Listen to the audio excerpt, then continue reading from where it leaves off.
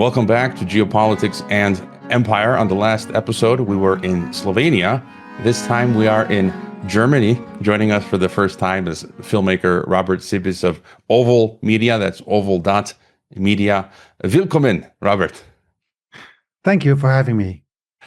You know, Robert, I first remember coming across OVALmedia material during COVID 1984, 2020, 2021. And this often happens with me where somehow you and I connected through mutual acquaintances in the last few years. And so, it comes full circle, and it's really cool to meet the people whose work I've been appreciating for many years. And so before getting your thoughts on what's happening in the world, real quick, just to learn a bit about you and your work, if you want to tell us about how you got into filmmaking, OVALmedia, and effectively, can we say you've become an activist and a dissident, yes? Very good question. I'm wondering myself.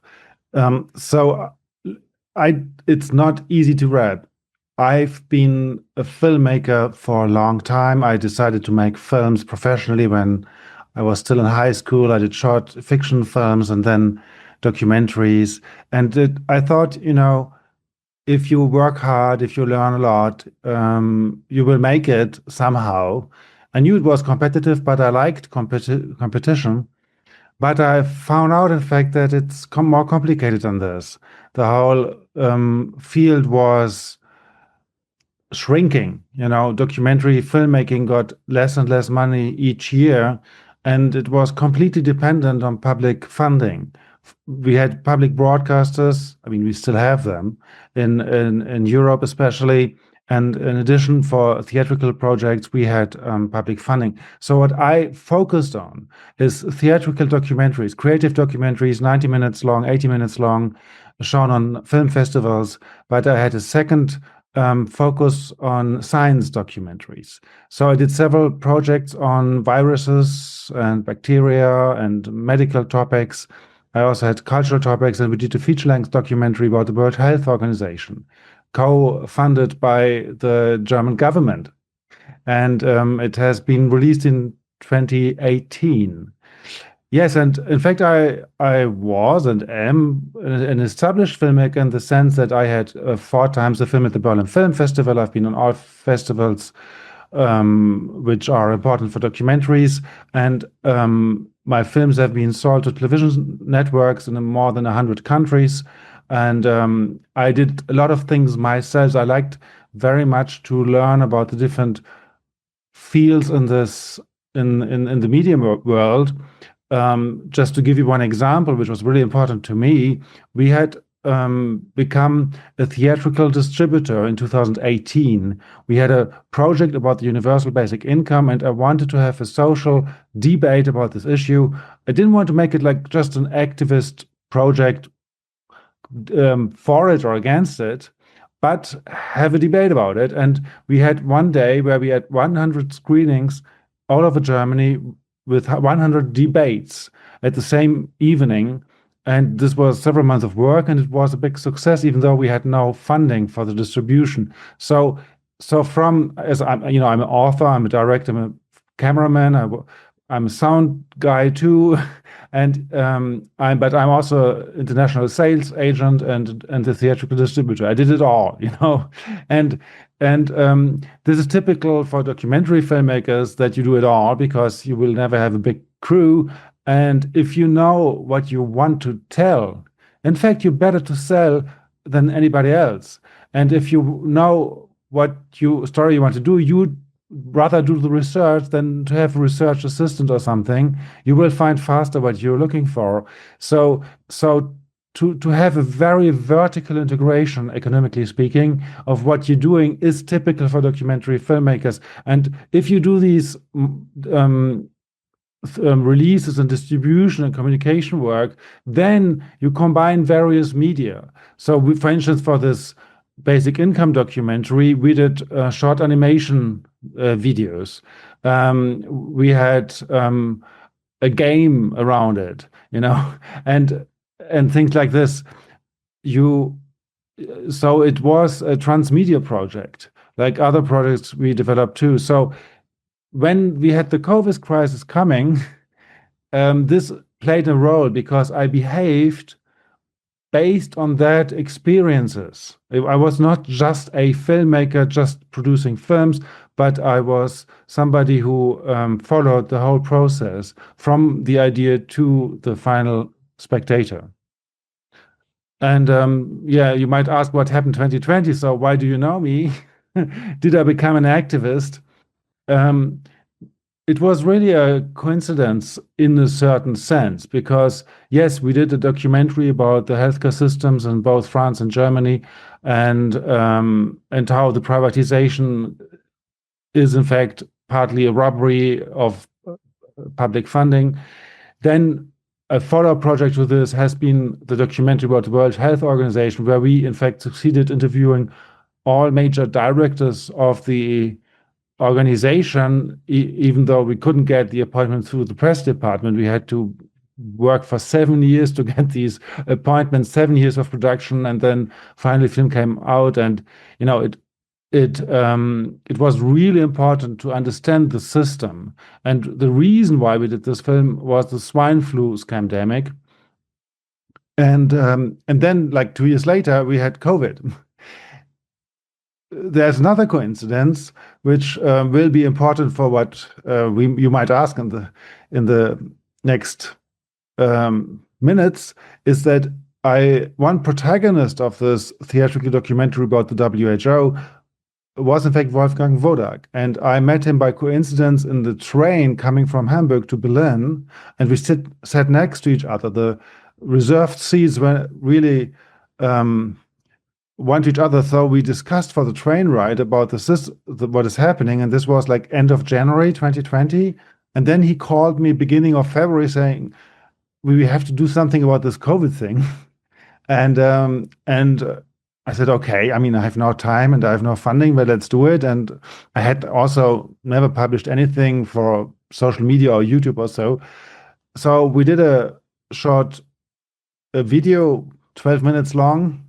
And in fact, this short video made a huge difference. We published it beginning of March 2020, and we had in a couple of days, I think 3 or 4 days, 5 million views. It was shared a lot of times, and I got a lot of problems because of that video. People asked me to put it down, but at the same time, you know, the first thousands of views we had, I was extremely happy. Like I had 5,000 views. I said, look, I'm a real YouTuber. That's fun. You know, I never did this.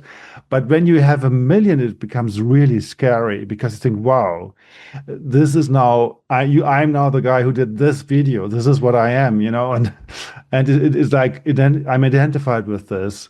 And this, I mean, of course, at a certain point, this video has been deleted and so, but this was at the very beginning when the censorship systems were not so well working, and where people just shared content on WhatsApp and similar applications, which was in the weeks following very much limited. But at the very moment, beginning of March, it wasn't. And the video was very simple. In one sentence, he said, look, how do we know we have an emergency? How many people died from a coronavirus last year, 2019? Do we have the number? Is there any number which is different to last year or the years before? He looked at the numbers in China, and there weren't. You know, there were even in China, even in Wuhan, there was no epidemic visible from the death rates.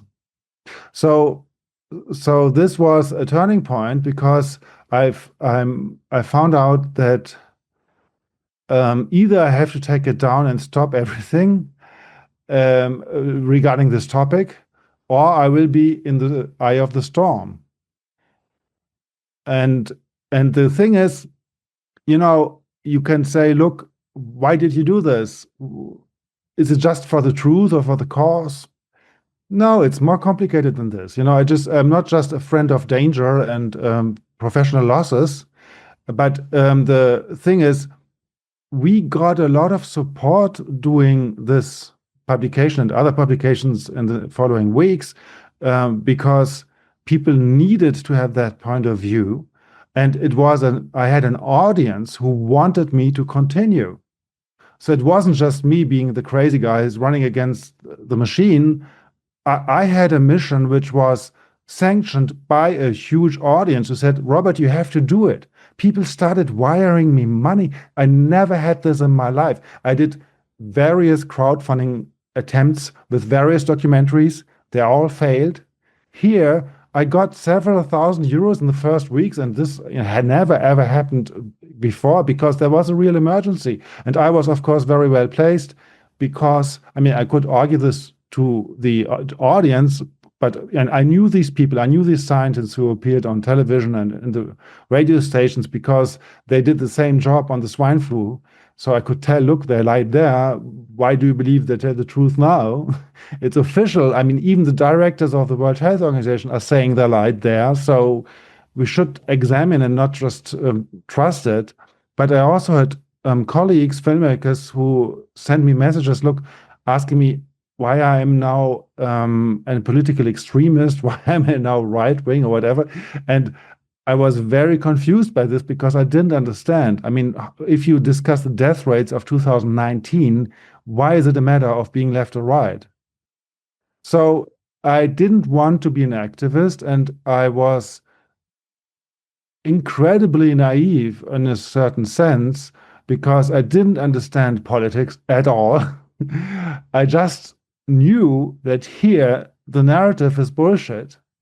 And I really wanted to understand it. And very fast I could understand that this is not about medicine and that this is not about science. There's something else here. I knew very fast that I didn't understand it. And people asked me to make a film, and I asked for help and asked people to help me to research. And we had a wonderful team of filmmakers, all of whom worked for public television for years and years, 6 or 7 filmmakers sitting together every week. We had a meeting discussing what is happening here, how can we understand it, and this was a gift from heaven, I would say. I could ask the fundamental questions. It was really like basic research doing. So I'm not out there to be an activist. I'm out there just to stay honest. And then if all is rotten and so dishonest and people just lying, they are the first victims because they are building a prison emotionally on the cognitive level, but also in real life. And I mean, freedom is not just to be happy. Freedom is just to be healthy. It's a way to survive. And if you're in prison, you're half dead. So for me, in its fact, I became an activist, but not for any party in the game, but I became an activist for a pushback to be sucked into the power machine. So I try to be out of the power machine just to stay myself. And just to stay myself, I feel like I have to be an activist. I share many of those similar experiences as yourself, where, on the one hand, I did start out this journey branching out of teaching and education because I wanted to know the truth. But also, I have had similar experiences where I wonder, should I continue? And listeners egg me on, just like you. Yes, keep going. You're helping us learn what's happening. And by the way, I have it right behind me, hanging right there. I was in Geneva, 2008-9, in my graduate studies of international relations, and I was a staff assistant at the the 62nd World Health Assembly, 2009, during the fake swine flu pandemic. And it was Wolfgang Wodarg at that time who woke me up to that. So again, it's funny how it all comes full circle, because he was appearing on podcasts back then. And then there was an article that we discovered. We find this, as we speak, the same formula they're using. I remember there was an article, I think it was in a Canadian newspaper, where and again, you find it in the mainstream papers, it was revealing something that some Czech scientists, I think, injected with the vaccines into ferrets with, I don't know if it was the swine flu vaccine or something, and it killed them.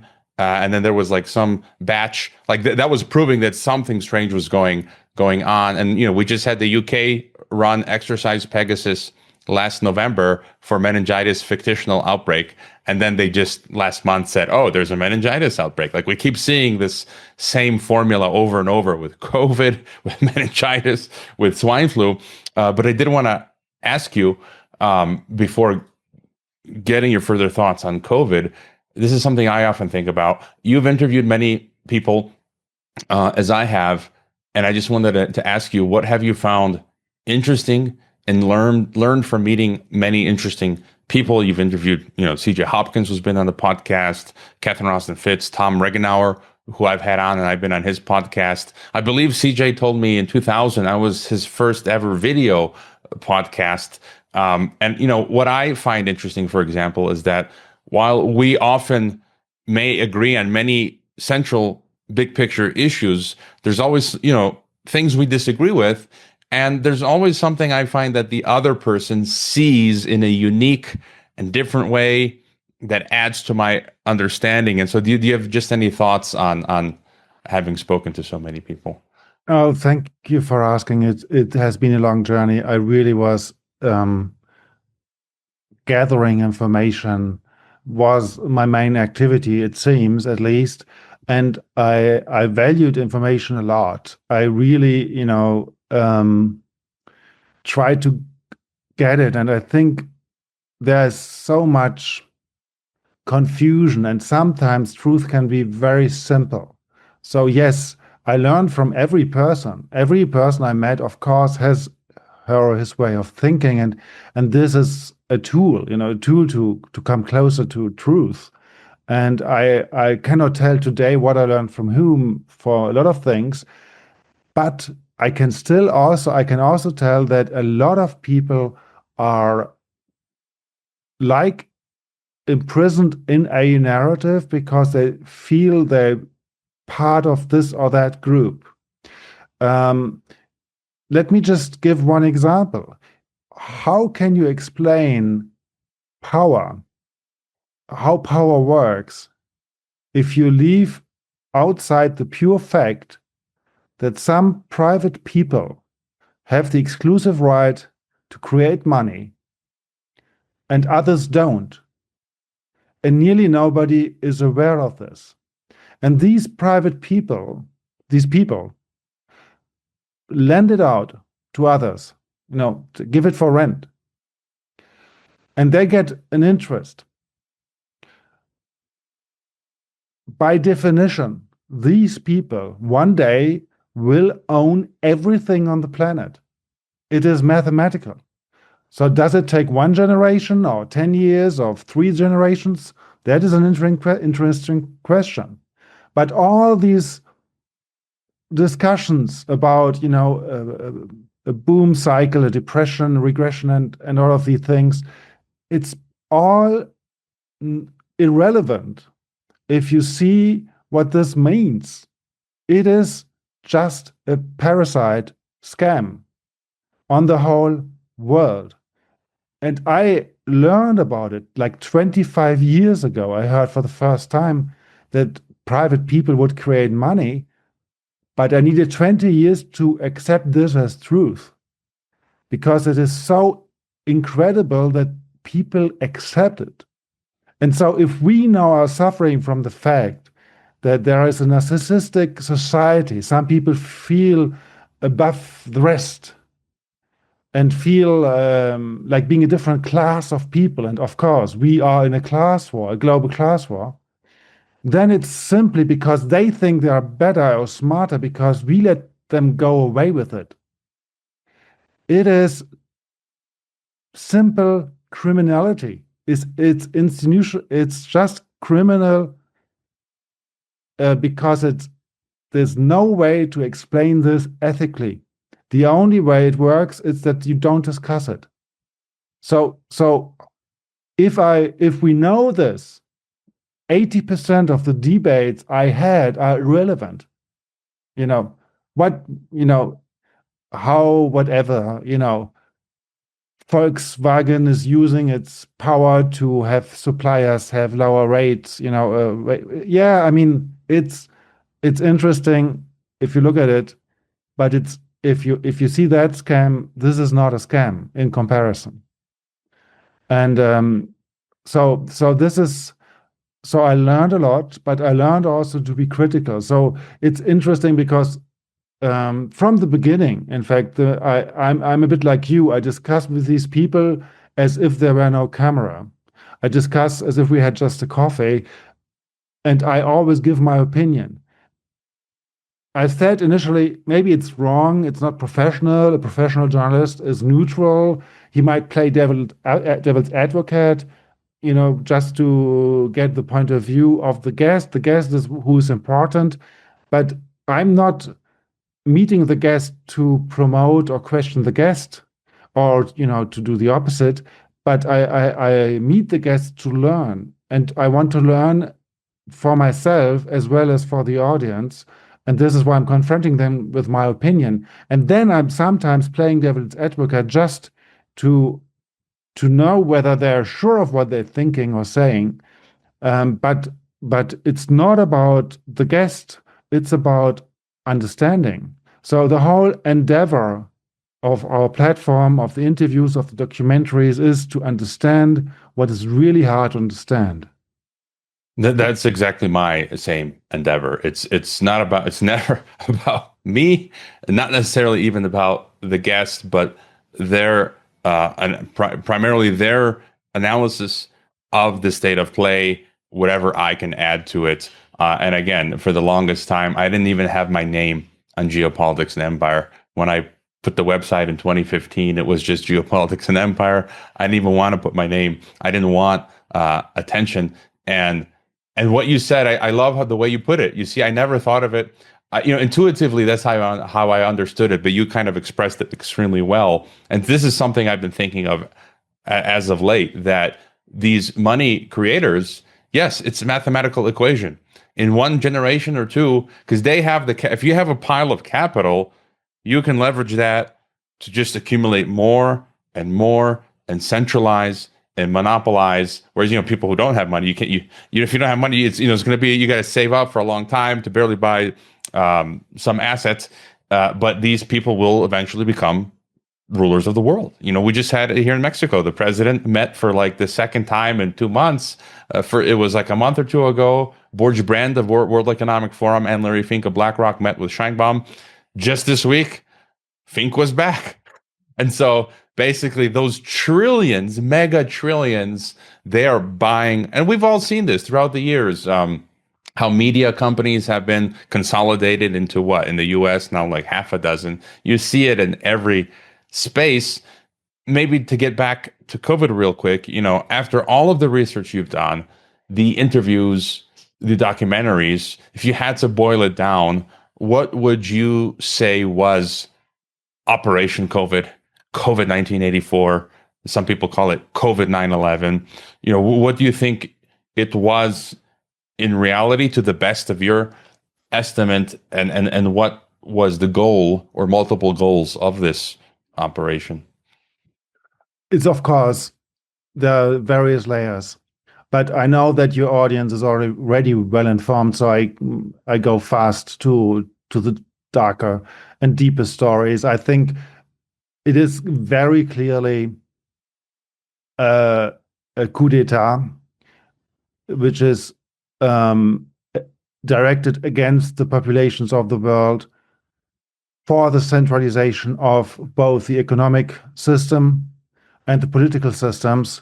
It is, in fact, just alone by the debt which it created in all public structures, towns, communities, the different regions, the states and the EU, they all created so much debt that they became, in fact, a slave to the bankers on a much higher level than before. They cannot even move around. A bank can say today, look, if we ask now for more money, and that this way you cannot pay this or that part of your expenses. It was a way to keep the financial system going, because of course it is on the verge of collapsing anyways. From 1997 on, it's just getting worse and worse and worse. But to build a new financial system, and through this new financial system, we'll have a new geopolitical order. So it is, in fact, a financial. It's making a even playing field for a new financial system. This, I think, is like a real engine of the COVID machine. And of course, in addition to this, it is aggressing fertility of humanity a lot. So it will lower the number of people just because of this, which is, I think, the most important biological effect of the jabs, in addition to a psyop to that level, which is very much pushing a feeling of the state of emergency, a feeling of submission, and is preparing the field for a global kinetic war. So I think that we would have many stronger and much bigger protests in Germany against the arming of Ukraine if we hadn't had the COVID crisis. And I think this concerns all countries because they all prepare for war. We have a global war effort which has been prepared by this. And it's no coincidence that on all levels of the COVID crisis, you have military. It's the creation of the jabs, the production facilities of the jabs. I just quote Emergent Biosolutions and others. The distribution, the testing, the numbers, the people responsible within the governments mostly are either in direct contact to generals or are generals themselves. In Germany, who has been responsible for all anti-COVID measures? It has been a general in a department of the Ministry of Health called General Holtham. And you know when he started to work? That opened the department in March 1st, 2020. And I spoke to the government officials that told me, oh, it's just a coincidence. You know, like we decided this in 2017. Okay, interesting.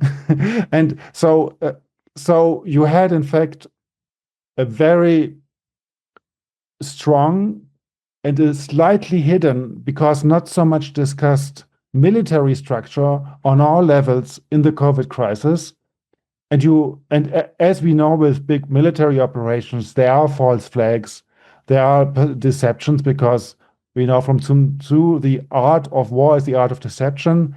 So yes, there were people dying in Bergamo, but I think they have been killed. There were people dying in New York City and in Strasbourg and in Brussels and in Madrid, but I think they have been killed through extraordinary medical protocols, which were just simply deadly and which were known to be deadly and used these weeks. So it was a global war against the population to prepare for the New World Order. And the New World Order has different pillars. One pillar is needs the destruction of the nation state, and this goes through the distrust, the debt, and the other pillar needs a new financial system, a global financial system, which is in fact, which is based on also the debt and the impossibility to pay it back and to have regular transactions going on this way. And the war now, let's say in Ukraine and Iran and all of this and other places, is in fact adding to this. So you have, again, expenses which are not boosting any wealth, but the opposite. So you spend money to have less. This is what you do if you buy COVID jabs for like 19 euros a jab with taxpayers' money. At the end, you have more ill people. But you spend a lot of money. So it's just a way to weaken the general population. And it's a wealth transfer, right, to all of these elites who have shares in these pharmaceuticals. So they're receiving the money from those vaccines, of course, from the defense. And it was just reported that this week that von der Leyen, I forget which 2 European countries, they lost the court case, and they are now obliged to pay billions of dollars now for COVID vaccines that they don't want or need. Right? Yes, that is, of course. I mean, every war is robbery. They go through the general population, and the war feeds the war. But I think it is really important to see, yes, of course, they're greedy and they want to have as much money as possible. But this is not how they think if you think as a general. A general thinks in terms of control. This is a field I control. So if we are ill, if we have no money, if we have no time to think because we are busy going from one emergency to the next, then we are under control. If we are relaxed, if we have enough money, even if we have no job, we can choose what to do with our day. If we are healthy, in this context, we can be free, and then we can be a danger to a new order of submission. And on that new order, I also want to ask you, and by the way, I won't play the clip, but Tim Henschliff, shout out to him. He just cut the clip of IMF Managing Director Kristalina Georgieva referring to this current Iran crisis as COVID 2.0, something I said over a month ago. And she's telling countries to make public transport free, work from home. She's saying we did it during COVID. I don't see a reason why not to do more of it now. And she says, fortunately, Korea has strong oil and gas reserves, allowing the economy to function. And so we're seeing the same repeated formula now from COVID and even before. And you kind of alluded to it, it's the neo-techno-feudal economy. I've been saying they want to get rid of the middle class. So you just have the ultra rich and poor. It's the green agenda. Plus, I want to ask you about this cybernetization agenda, this digitalization of everything, digital IDs, QR codes, digital passports, digital vaccine passports, CBDCs, PBDCs, private bank digital currency, stablecoins, Tether. It's all the same sort of soup, and every country is coming down hard now. And so I think this is that new structure you're talking about, where everything is digitized, tokenized. They own that infrastructure, and that at any moment's notice, if you are causing a problem, they can just kick you off the platform and you lose total agency. You're a zombie, you're unpersoned. We see in Europe now, Hussein Dogru, Jacques Baud, others suffering social death now, what is called civil death, which is insane. And so any thoughts on this sort of technocracy, technocratization of everything? Yeah, you're completely right. You can understand the measures taken against the population if you understand technocracy. It's really a good entry point to understand what is going on. I just want to stress one point, which is often underestimated. The technical means, the digital means we all have, we are using right now doing this video call, are in fact emancipatory. They are liberating. They give us freedom. So they have to take over control. The internet, by definition, is democratic because we have peer-to-peer communication. I can have a video show, I can have 10,000 views without a gatekeeper, which is a change of paradigm. And if we have more and more people in the world being able to read, to understand, talk, which we do have, the ruling class has a problem. This is why they have to dumb us down. This is why they have to kill us. This is why they have to make us ill. Because the general evolution is going against their interests. I understand people who are afraid of digital ID and the digital concentration camps to say, look, I want to go away from the digital life and just want to have, a farm and raise my potatoes, and this is all I want. Yes, but you underestimate what is giving us freedom. This is a way of fleeing, of giving up. I think it's a good choice. It's better to flee than to be inhibited.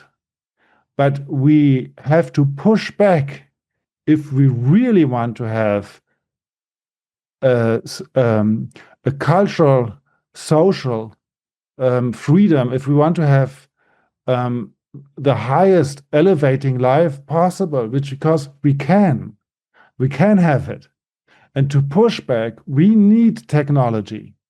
And I think, I'm not an insider into Marx and Engels, but what I understood is that they are describing the modern factories as, a problem because it's exploitation of the worker and so on. We have to stress that a worker has been more powerful than a subject in a feudal system. That because he was essential to the benefit of the owner of the factory. So I'm just saying the progress of science and technology and the ability to use all these tools is what is empowering us. We can get out of that mesh, can get out of these networks, and I can just, we can either do things analog, but the only important aspect is that we try to avoid to feed the beast. People can support you, people can support me in the moment in various ways. And if Patreon and PayPal, of course, are the beast, and we feed them if we use them, but there are other ways too. If we really need it, if they would block us all, we wouldn't use them anymore, and we would find another way of supporting each other. And there could also be digital ways, because the evolution in general is that more and more people are tech savvy. We have more tech savvy people now than 20 years ago and than 40 years ago. And so I'm very optimistic, and we shouldn't mix the technology and what is done with it. We should use the tools we have. Those are good points, and I like what you said, using the tools that we have. And I was taken off of Patreon and PayPal, and I'm still here, surviving, using the new tools that we have. Can I ask you about the EU, which is often on my mind because I'm an EU citizen, and I came across a clip. This is a subsequent a question I want to ask you, but I came across a clip recently. It's an old clip that someone reposted of Javier Solana, who was some EU apparatchik. And in this speech he gave in Spanish, it has English subtitles, he says, "With no doubt, there is a growing multipolarity perceived every day. It's good, but a multipolar world without the instruments of a world government is very risky. We have to be careful to have the capability to generate instruments of power of a world government. We are in a delicate transition phase.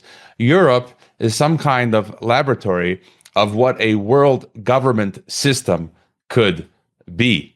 And if anyone's done the elementary reading of academic books, the German doctor, Dr. Rath, I just learned, unfortunately, 2 months ago, he passed away. I was a fan of his work. He used primary source material to demonstrate Brussels has Nazi roots, as well as, it's basically the bastard child of the communists and the fascists. Bukowski, Soviet dissident, called it the new European Soviet. So it's the worst of both worlds. And in their own literature, just like Javier Solana just demonstrated, the EU is the prototype for this new, I think, system that they want to take EU writ large globally, and they're copying and pasting it. You shared my article in German on your website, translated it, where I explain that it's open source, mainstream information.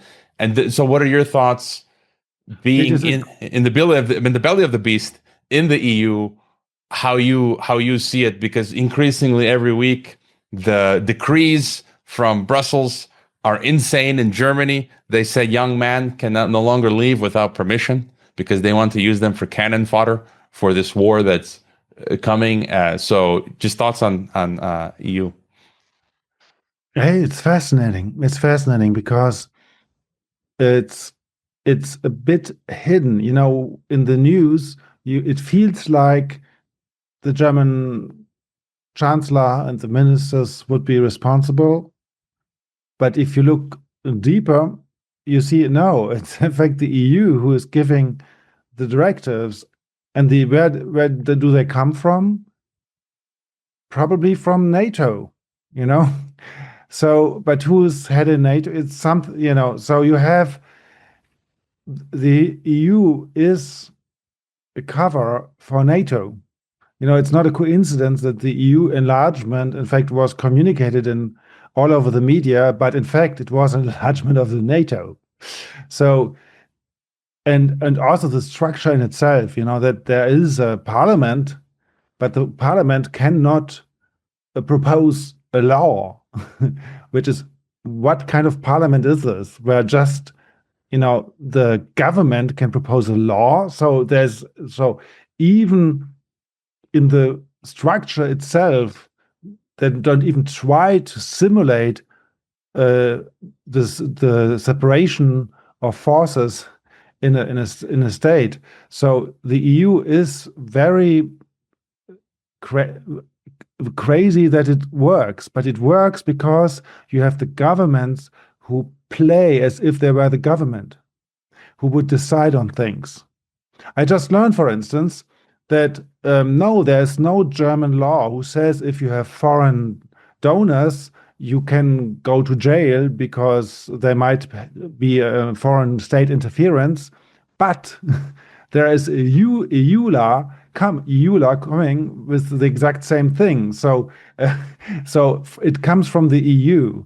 And what is also quite impressive is that they are very good at hiding things. So you have laws which are hidden in directives, which are in the facts interconnected, but they don't seem so because they're in two different departments. And then you think, oh, the Digital Services Act is in fact doing the censorship, but then you have other bureaus which you never heard of, which in fact are doing the censorship. And then there's even another bureau doing the sanction. It is hidden in because it's complicated. It's so, and they do it on purpose. I mean, it is a means to have a clear agenda, but to hide it from everybody. And this is what and then they call it subsidiarity, which is of course crazy because it's the all opposite. They're just sucking power and decision-making room up to the higher points in hierarchy every year. So yes, no, the EU is an empire, but it doesn't feel like that because you don't see the masters on the posters in the streets. And if you see people on television, it's mostly somebody from your local government. So this is what is the strength of modern dictatorship. It's truly incredible. And then maybe just to go a step further, as I quoted Javier Solana on world government, you shared my article on multipolarity as the next phase of world government, which I am severely convinced that is the case. Do you have any just thoughts in general? Because effectively, I feel like you've already explained it earlier with these bankers that create money. What they are creating is a form of world government, where you can call it a one world empire. It's basically taking full spectrum dominance control of the planet. But they have these formal structures, you know, with League of Nations, United Nations, now UN 2.0, Board of Peace, Xi Jinping's Global Governance Initiative, or put them all together, whatever you want to call it. But I think we see them centralizing they have these internationalized governmental organizational platforms, and then they have the regional units that are, subsidiary elements, and then that's the framework for total control of all nations and peoples. And so, do you have any further thought on world government, as well as my thesis that multipolarity is the next phase towards that? Yes, I mean it's a narrative. Multipolarity sounds very nice, as does sustainability or does integration or diversity. These are words that sound as good as freedom and democracy. I've been to the 70-year events, not in China. I mean, by coincidence, I was shooting a documentary about acupuncture, and I had a Chinese colleague who translated to me, and she explained to me that there was written democracy all over the place, all the time.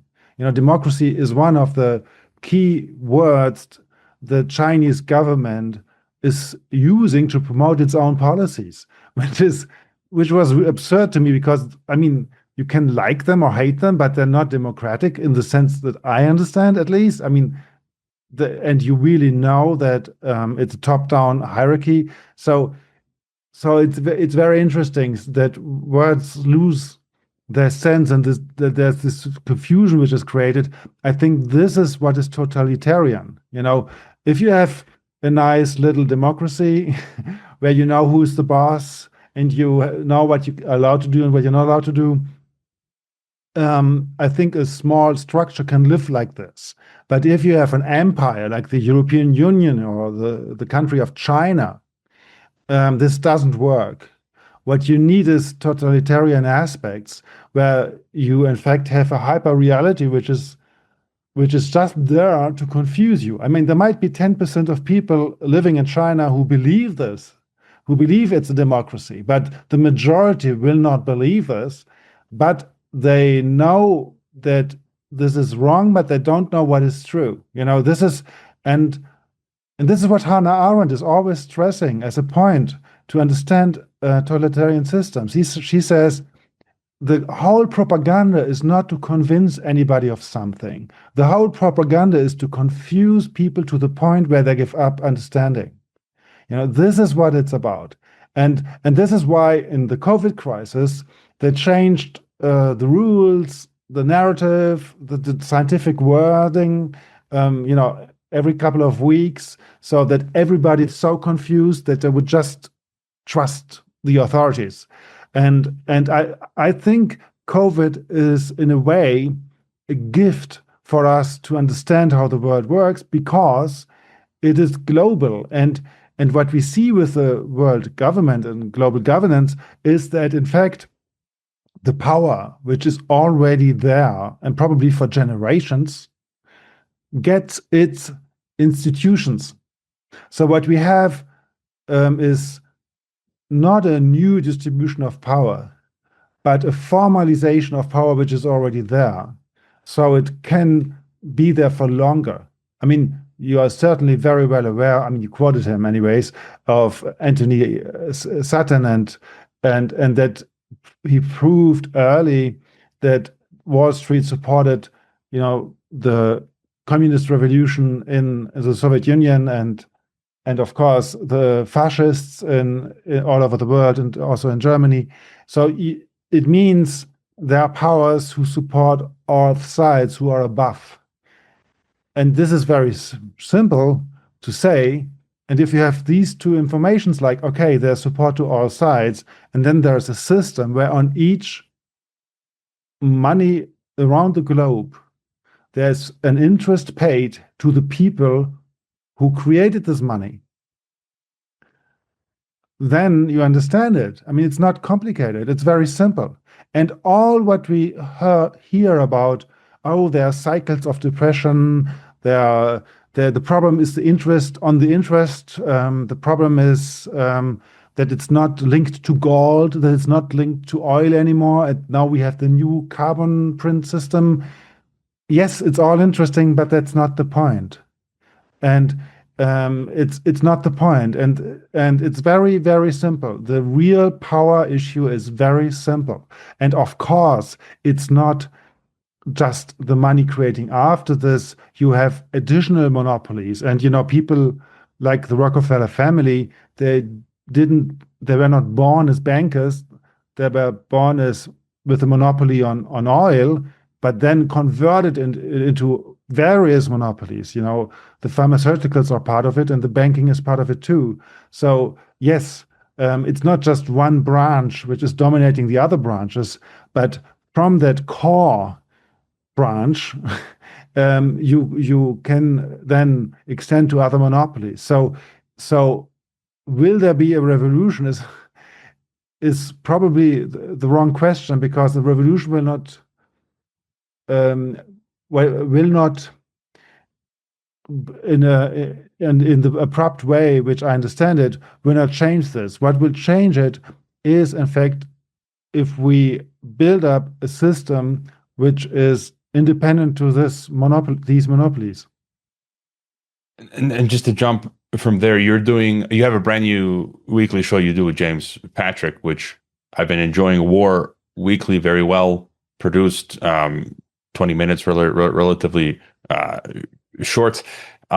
Just a further thought on that, we're seeing UK just announced 30-year peace dividend has ended. We must go to war. Basically, they're saying militarize, give us money, modernize, and I just see that all as a smokescreen, this war narrative for taking our money, getting rid of civil liberties, just the latest Germany example we used, locking down on speech because we're at war, permanent emergency, right? Permanent emergency COVID, permanent emergency war, permanent emergency AI, just permanent emergency, curfew, lockdown. And I guess just your thought, I feel like if you read the old globalist literature, it's like they simply will use this World War III threat, take our money, use it to reinvest and build out the world government infrastructure, and then sort of slide us into this global governance. And then, so do you have any thoughts on this push towards a third world war and these conflicts that we're seeing? Thank you for addressing this. I mean, this is all war anyways. I just stress that this is criminal to extract money from the society, from the economy, without anything in return. But to keep this going, there is a class war. And of course, the European Union could not have been built without the Second World War, and probably not without the First World War. War is a way of destroying not communities, societies, cultures. It is a bit like the Cultural Revolution in China. It's a way of killing the middle class, making everybody poor, having less people. So I think, yes, World War III has already begun. We are always in war, but there was still a turning point with the beginning of the so-called COVID crisis. And from this moment on, the World War had already started. And according to WHO, even 15 million people died from the shots. And according to UNESCO, 145 million people will die from the economic consequences of the COVID measures. So I think when we are slowly coming towards 200 billion deaths, it's okay to talk of world war. And we will see what comes. But if the oil shortage, the rationing is going forward, the economy goes down further, the UNESCO will have to do new calculations to see what are the economic consequences in the future. I'm not sure about these numbers, but I'm sure that it concerns millions. And I've been to so many different places. Also, because I wanted to understand COVID, I've been to India. I spoke to a lot of people there about the COVID crisis. And it's really fascinating because you have a country with so many poor people, people who have hardly the means uh, to just eat and sleep, and still they were managing to have the middle class addressed with this narrative of the virus. And the poor people were, of course, the ones who then suffered most with completely absurd measures. But you had the same in Morocco, where the military went through the streets to pay attention that nobody's leaving the house. It's fascinating how global this was. And at the same time, you will not find an epidemiologist who would say this makes sense. I mean, not an honest one, and I think most of them are honest. This is why they didn't appear on television. You had only virologists and never epidemiologists, But yes, so I think this is war, but we have, of course, to use what David Hughes coined, the omni-war concept. The war is hybrid. Every war has always been hybrid, even the wars 2,000 years ago. But the degree of hybridity, so to speak, is like amazing. I think I just have a hypothesis to illustrate this. There are environmental the activists for the environment who want to protect wolves, and they succeeded in various European countries to protect the wolf. So it's forbidden to shoot him. You have to pay 10,000 euros if you do it, which is in fact an attack to the farmers, especially the little farmers who have animals outside. So if you want to have sheep in Europe, it's nearly impossible because there are now wolves everywhere, especially there where are sheep, So it's a way of attacking the food supply of Germany. And here the military just has to pay 1 or 2 guys who full-time do lobbying for the wolf, hidden in an NGO for the environment. So this is warfare. But the people who are defending the farmers of the sheep don't even understand it. I had contact with some of them and said, look, don't you understand? It's even an attack to the food supply. And they do this, and they said, no, it's just, they're just stupid. They don't understand. Now we have to keep the sheep inside. It's really like torturing these animals. Yeah. That's a great illustration. And I guess maybe just, I do want to get your thoughts on alternative media, but just on that point, I become extremely frustrated. You use the COVID example, you use the wolf example. This, we have to put a name to this belief system, this group of people. I don't like othering, but the people that just go along with the official narratives. And there are many motivations for that: fear and cowardice, not having the knowledge, perhaps not having, I use the term often, bandwidth, the time to invest or deal with this. But I just find there's a critical mass of people that allow the ruling class to get away with this by not questioning and by participating in these simulations. And I call them liberal globalists, and it's human nature. I don't see much difference from human tribe to ethnicity. Germans here, Mexicans, wherever. I think human nature is the core explanation. But so many people go along, and I just use my example here in Mexico, where so many people don't question. They begrudgingly go along. They put their masks on. They love the digitalization of everything, And so, do you just have any thoughts on how is it that people are just so passive and so accepting of this, like what you explained in Morocco and everywhere else that we all experience, this in-your-face tyranny? I mean, I was every day aghast. I had my natural face was with disgust. I'm like, this open, like police patrolling the streets. Like, I was in permanent disgust. Like, how do you people accept this? This is like dictatorship. Let's say no. Like, Shane, dude, let's do something. And everyone's just kind of walking around like accepting it. How do you sort of explain why? Why are people like this? I think it's a long story and it's very complicated. And it's, of course, a question which is working in me, for the last 6 years. I think it's because there are already got hit. I mean, they lost. It's a bit like, I'm sorry to be that extreme. No, it's exaggerated to say they're lost forever, but it feels like living with zombies. And the crazy thing is that they can survive thinking that we are crazy, but I never met a single person who wanted to discuss or debate any of these topics who is getting along. I never, this is why I'm so sure of myself. I never met anybody who thinks the government is currently protecting its population and who at the same time wanted to have a debate about this. Never. It's always the opposite. You will always have the dissidents who want the debate.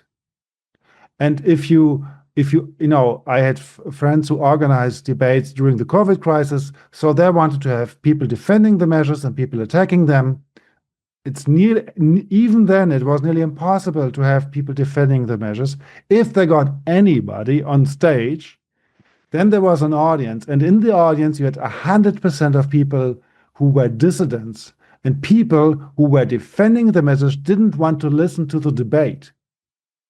So this means that it's a group thing, and it's a subconscious pulsion of, I need to be with the group to survive, if not my life is threatened.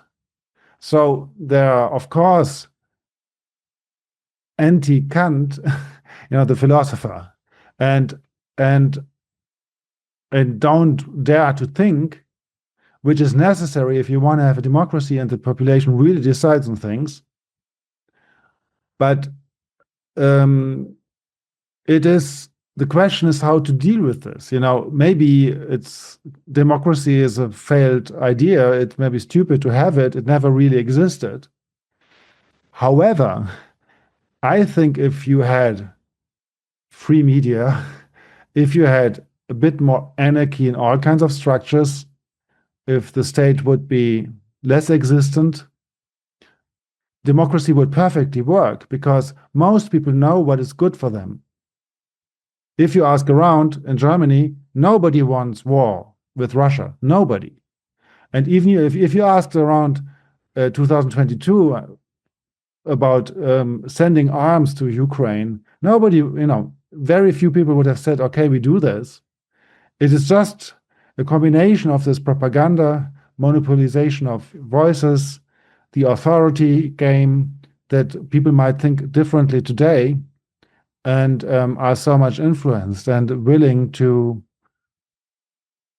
give up so much. This is what is so impressive. They give up so much just to be part of the group. And of course, it will change. Of course, our group, the dissident group, is growing every day, because as all governments around the globe are making suffer their own citizens, of course, the dissident group is growing, and especially with the economic crisis. But then comes your article. Then comes the government said, look, it's true. They betrayed us. They are imperialists. We have to get rid of the German government, of the French government, especially what they did to the colonies. And look, the Americans are, of course, horrible. We get rid of them. We make a new system, and the system will be federal. It'll be global and federal. This is what you will need.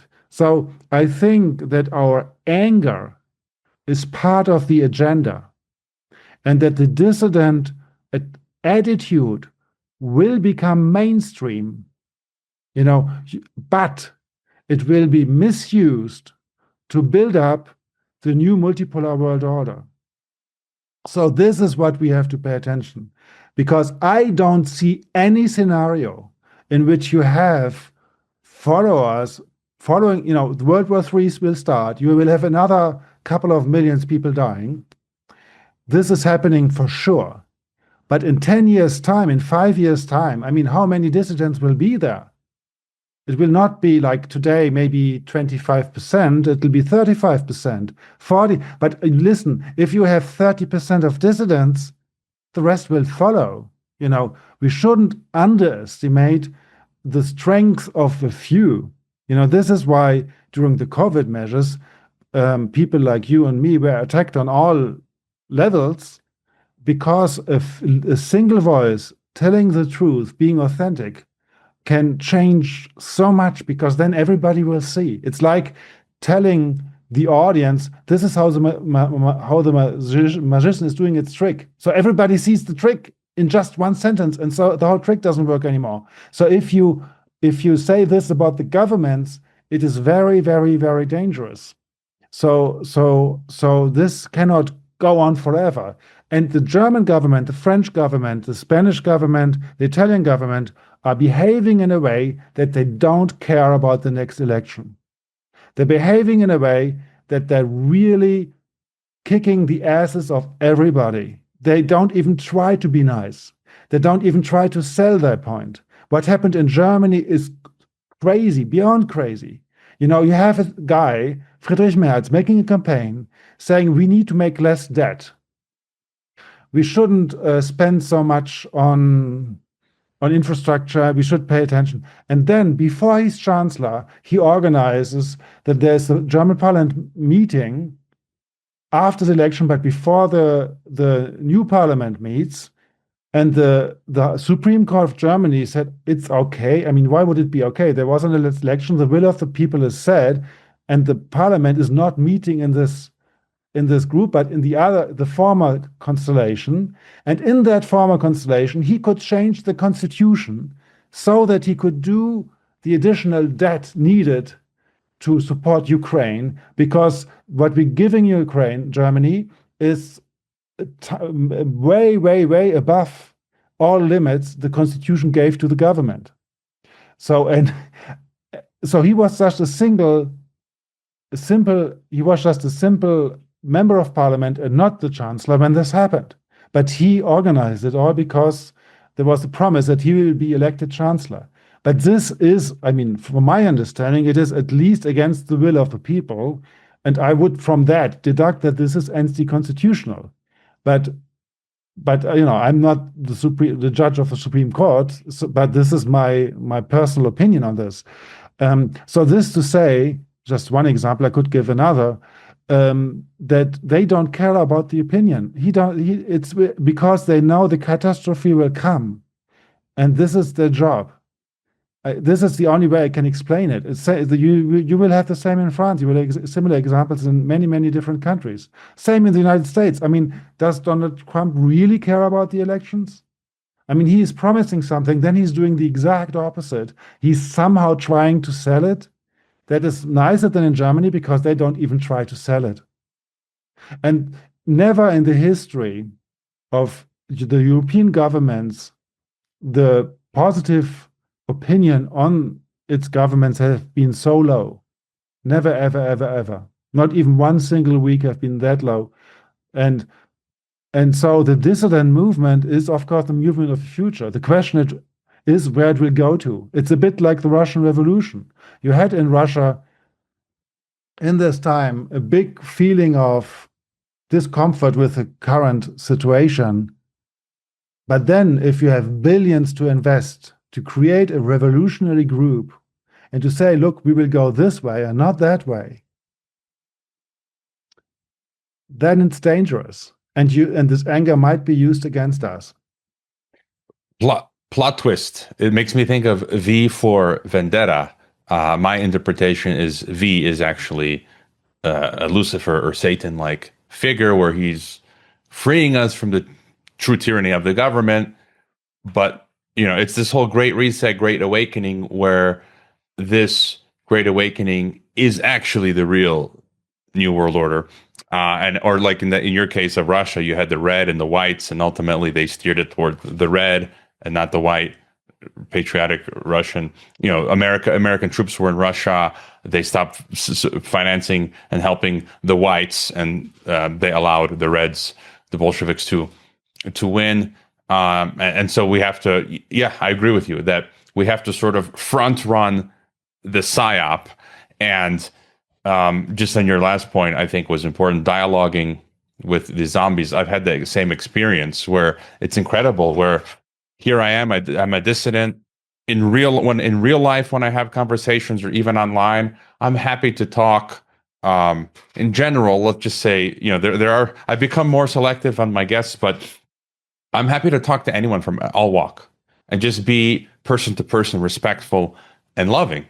And, we can disagree, but I can have a meal with you. We can drink. I can be cordial. But as you said, I found with the zombies, they get angry, they get enraged, and they walk away. Yes, like, exactly. Isn't that fascinating? But doesn't it show how weak they became? Yes. Isn't it, because they identify with a system which is crumbling. So it is, in fact, I recently talked a lot about demoralization. It is, in fact, listen, if everybody knows the German government betrayed everybody and the jabs were known to be poison, and if they cannot do anything but accept this, they will not come to me and say, Robert, you did a great job, you were right, I'm sorry. No, they will just be depressed and pale and retract from public life rather. It weakens them from inside because their identity is attacked. So this is really shocking to me. I was so naive in the beginning in 2020. I thought if this and that would be known, at least we would have some people who would, give up their jobs and there will be a new PSYOP. I thought that they would need to change the PSYOP more often. I thought that some people would have to leave from their positions more often. But this is not to keep the faith. I didn't think it would all become better, but I thought that they would need to do more effort to keep going. Yeah, and again, they're using the same COVID formula now with the Iran energy situation. Well, it was the lockdown, just like last time with COVID, And so I do want to get, I guess the last topic I want to broach with you is the alternative media space, which I guess that's what you call the space that we're in, right? Independent media, alternative media. I simply just say I'm a podcaster. People call me journalist, but I don't like to say that because those can have legal consequences. And so look, I'm just having conversations with people online. I'm a podcaster. That's it. So we've been in this space for a while. I've technically been doing this since 2012, 14 years, most of the time as a hobby, as a project. Really, it's only been 2 years I've been doing this full time now. And I guess the question here is your experience. So I think there's the good, the bad, and the ugly. And again, in my article, I said, look, there's a spectrum of people. There's well-meaning people who do great work. Nobody's perfect. All right. And we don't all have the bandwidth. People ask me, why do you touch this topic or that? I'm just one person. You do it. You start a channel, a blog, a Substack, whatever, X. You do it. We can't all, I'm just literally one skeleton crew, one man revolution, to quote from Tom Morello. I do everything here. And this is the best, most I can do. And so, in my article, as I said, there's a spectrum, and we have to think that they saw the collapse of the legacy media coming, and that the new space was going to be the space that we are in. Social media, YouTube, Rumble, Odyssey, this alternative space. Of course, the NATO globalist system is going to move into this space, and there's going to be all sorts of fun and games. Right. And so we've learned increasingly over time that people have been manipulated, and some actually manipulate. There's finances involved. There's active measures involved by military intelligence agencies, and it's difficult to discern who is who. But as of late, I've been saying one simple rule is just pay attention to the narrative that somebody is espousing. And then over time, I think, a lot of us are very discerning, we can understand what's really going on. But once a podcaster or someone starts to tell a narrative that's diverging from what we understand to be reality, that's a tell that either they don't understand things very well or they're being nudged to promote a certain narrative. And so what can you tell us from this space? And again, I urge people to, I don't want to just go around knocking other content creators, but I just want to point out something is amiss for certain, and that we need to be discerning, and listeners themselves are the ultimate, determiners of who's a good actor, who's a bad actor, who's in the middle somewhere. And so, yeah, your thoughts on this space. And our colleague David Hughes, he did a write up on Reiner Filmic, and it's hard pill to swallow, as you were kind of alluding to earlier with the normies. But I had a bad feeling of Reiner. I don't know, maybe I'm jumping the gun, but Hughes's piece, I think, had enough in there to confirm my earlier off feelings of Reiner. He was almost like a COVID QAnon. All of these interviews with nothing, and talk of legal cases, and I'm thinking, like, what country, what jurisdiction are you going to launch a legal case? I mean, do you know who we're up against? This, it's a DARPA DoD project, COVID. Like, in what court are you going to sue them? And of course, nothing happened. And so that was my gut feeling initially in the beginning, and it turned out to be true. Nothing happened. And then we learn of some of the research Hughes brought up. And so your take here on this sort of space, as well as your experience.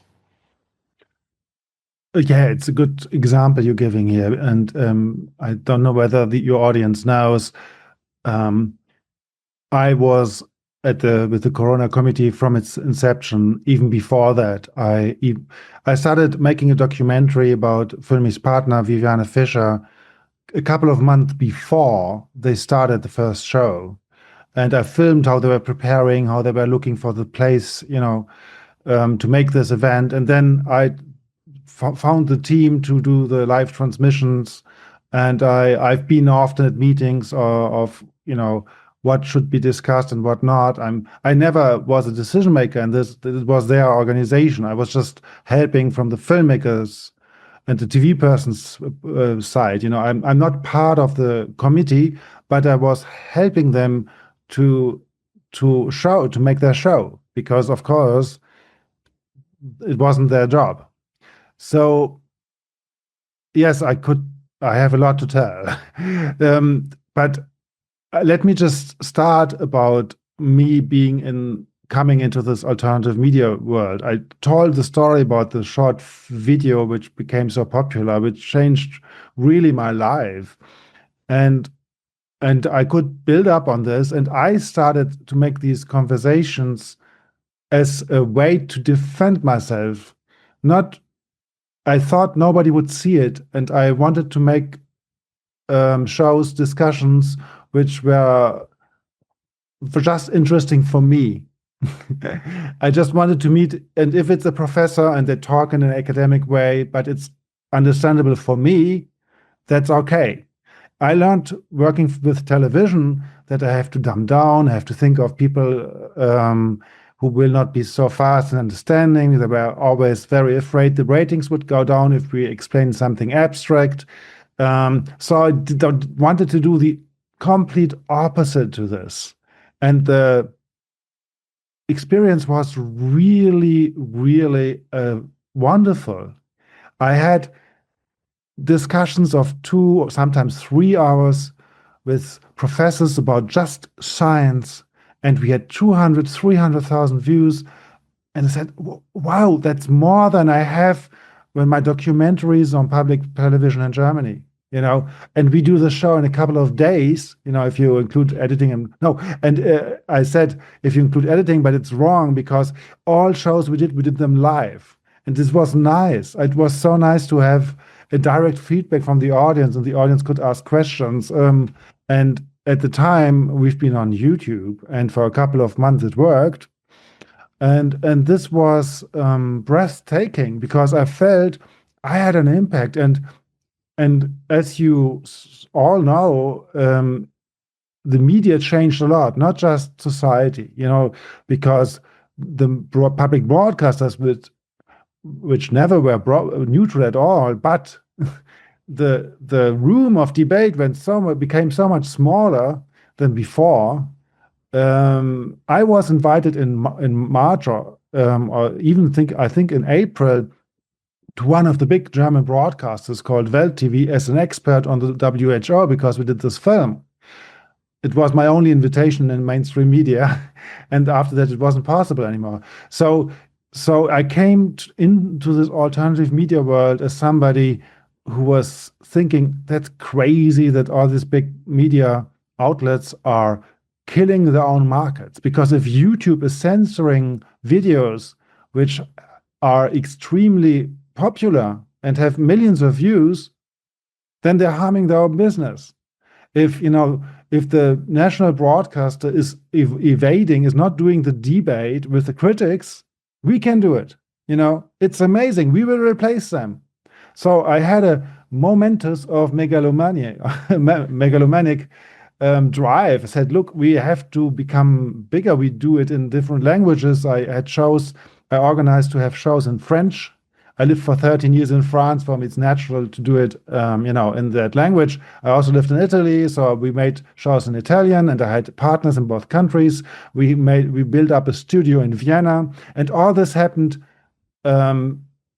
before independently to the committee. So I tried to build up a structure. I like structures and filmmaking structures, and then I met all these people of independent media, which I didn't know before. I didn't even know their names. Even the well-known people, I didn't know them. I didn't know James Corbett. I didn't know the German James Corbett's. The most famous person in Germany was called Ken Jebsen at the time. And he came to me and said, Robert, look, what you should do is you should do a video for me. It's really important because people who demonstrate against the measures then don't know how powerful they are.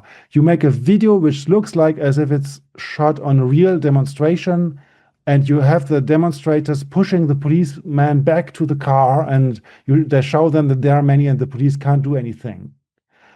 And he said to me, money is not an issue. I can pay it all. You just have to implement this. And I said, well, yes, okay. I mean, are you really sure of this? And I was the new guy in this world. I didn't really understand how it worked. I didn't even understand who's important, and why would people tell me what to do. But at the same time, it's great to have money to do something, and I like to stage things. I sometimes had the idea to become a director for features, fiction films. And so I liked the idea of making something which looks like a documentary, but with hundreds of extras. But he insisted very much, and he was like the guy who was similar to you. He had done hundreds and hundreds of important interviews with thinkers, and I didn't understand the power game. And then I had a meeting with him and said, look, please, could you just help me understand what is happening here? I don't understand it. And he just didn't want to spend a second on this. He just said, do this video. It's really important. Money is not an issue. We pay you everything, but you have to do it.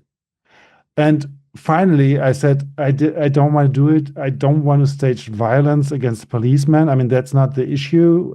I don't feel comfortable with it. And the same guy had other similar things. Like he called me, oh, there's this press conference. Could you do the live streaming? We can pay for it. And so on and so forth. So this is weird. And then I had other people who said, look, you have to put all your videos on a new platform called Ignorance. And we make it, I invested 300,000 euros in this platform, and it will be the alternative platform. And the guy who asked me to do this was a guy put in the public space by this first person called Ken Jebsen. So the guy who said, put it on Ignorance is called Kai Stut. And the same guy said, oh, now you have to make a campaign that nobody votes, because a lot of people were angry with the German government, and there were new political parties coming up, and as they were new, the corrupt system wasn't installed yet. So nobody could knew what it means, who will be leading this group. And then you had one party called Die Basis, and in a couple of months, and because also Filmmak's support, and they got 40,000 members, and most of them were really well-meaning and just wanted to have democracy and a critical point of view to the measures. So it would be another voice which it would have been really something important. So in that very moment, he came to me, look, you should convince people not to vote. And I could make a list, I could talk for hours giving these examples. I come to Filming, but it's all interconnected, to give you a feeling of what it means to be in the battlefield of alternative media. Now, there were always people telling me what to do, and it's true, I was new, I didn't know, so I was happy to listen to them, but that doesn't mean I do it. I just try to grasp it somehow. And the most famous dissident in Germany is called Michael Ballweg. He organized the big demonstrations, the famous ones in Berlin, where it's said to be that there were 1 million people, and he had all these speeches. He was also in the mainstream media, the guy who was critical of the government, and he was giving interviews there too. And at the same time, you had demonstrations at various places where people put up the Constitution and were demonstrating in front of different public places, saying, respect the Constitution, because everything that the government has been doing during COVID was, of course, against the Constitution. Freedom of movement, freedom of the body choice, and so on and so forth. And this guy then stood up on stage and said to the crowd, hundreds of thousands of people, we need a new constitution. We need to meet to do this. So instead of saying we need a new government and they have to stop disrespecting our constitution, he said the opposite. I'm just saying that is brain fuck. I mean, I'm not against discussing the constitution. There might be things which surely really need improvement, but in that situation, the government didn't respect the law, they didn't respect the constitution, and this is why people were demonstrating. So it was against the government. But this way, he could frame the whole crowd as being a threat to the constitution, and the secret services could, in fact, classify him as such and have a pretext to surveil them and to act against them. You had a lot of these things, and this is also media. So these people appeared in these broadcasts and these blogger shows. They had articles, and you had a slate of people who were just promoting a new constitution. So effectively, can you say, I mean, this is a form of entrapment, and I feel like this is what I have also experienced in different ways, where people want to associate you. And, these actors that come out who say they're well-meaning, some of them, would you say they are like undercover? Oh, I mean, yes, I'm definitely sure that most of them are undercover agents working for the government. I mean, of course, the crazy thing is that all of this is illegal. Our government is not allowed to do these things. I just did a research. Everybody knows that there are agents provocateurs at the police when there's a demonstration. This happened already 40 years ago. In every country you have this, that a police guy is doing as if he's a demonstrator and then attacking the police, so that the police has a pretext to attack the demonstrators. But this is illegal in Germany. I spoke to various lawyers. I had an interview with the head of the Secret Service in Germany, the internal Secret Service, and he confirmed this is illegal, but it's happening all the time. So this is, and you can see it, you can film it. I mean, it happened to me. I had one of these guys destroying my film equipment and just coming out, and then the police got him because they didn't know he was one of them. and they got me, and they said, "Oh, we will take him to prison, and now we make a confrontation, and we will explain what happens." And they said, "Oh no, we make no confrontation. He's like, it's something different."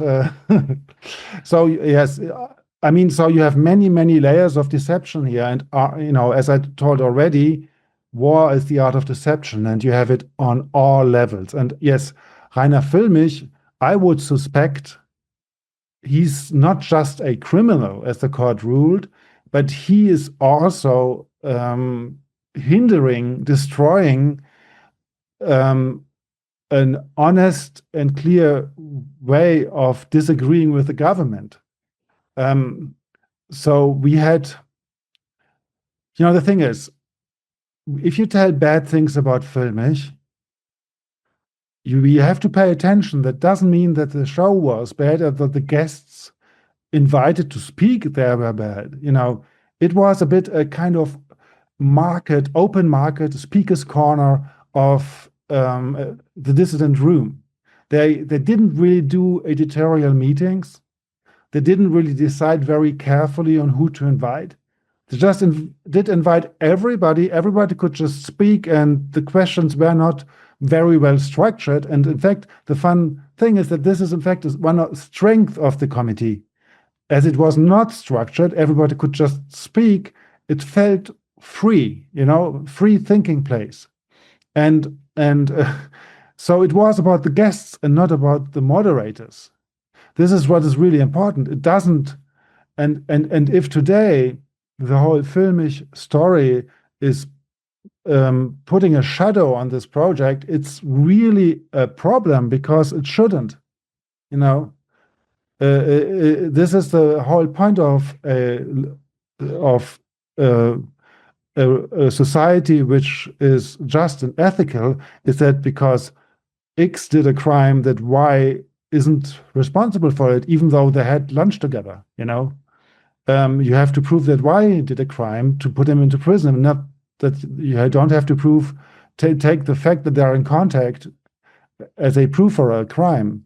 So I'm sorry to make such a long description of what I lived through, but I just wanted to say that I felt that there was danger everywhere and that there was deception everywhere. It's not like you had 200 well-meaning dissident media people who came together and there was like one crazy guy who said something which were against the interests of the dissidents. No. I would even suspect that especially the people who were most exposed were probably especially suspicious as being bad actors. I gave some names. I could give more, but especially, and Füllmich is of course an extreme guy because he did this for a long time, that he in fact spoke to a crowd of people, said, let's attack this evil company, like a bank or so. He took their money to attack them, and then he didn't do anything. So what he must be somebody of these people who feels that he is very smart because he gets away with being paid from both sides. It's a scam, and he gets money from the bank for not doing anything, and he gets money from the victims of the bank to do something, but the contract is written in a way that he doesn't need to. I was so surprised, if he would just be a regular criminal. If I would be a criminal, I would, in his position, I would have at least taken like 90% of the money he got from the crowd and made a legal thing with 10% of the money. In the interview with Marianne Gebauer, David Hughes said, I didn't know that. That he might have gotten 1.4 million euros just for his so-called class action activity. So just imagine he would spend 100,000 euros on lawyers to do something. He doesn't even need to work himself and keep the rest for his swimming pool and his new house on the beach. I mean, This is what a criminal would do normally. So why didn't he do not even one step in the legal case? This is crazy. It's not rational in the criminal mind. For me, this makes him suspicious of being entangled with the groups who we were supposed to sue. Because if he starts the legal procedure, then you will have other lawyers looking at it and say, look, you can do this, you can do this, you can do this. Why don't you do this? You know?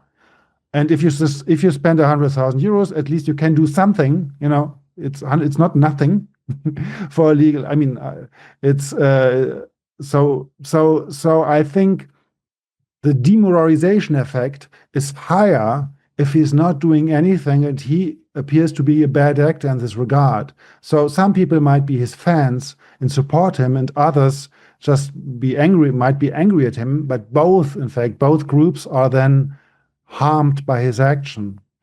And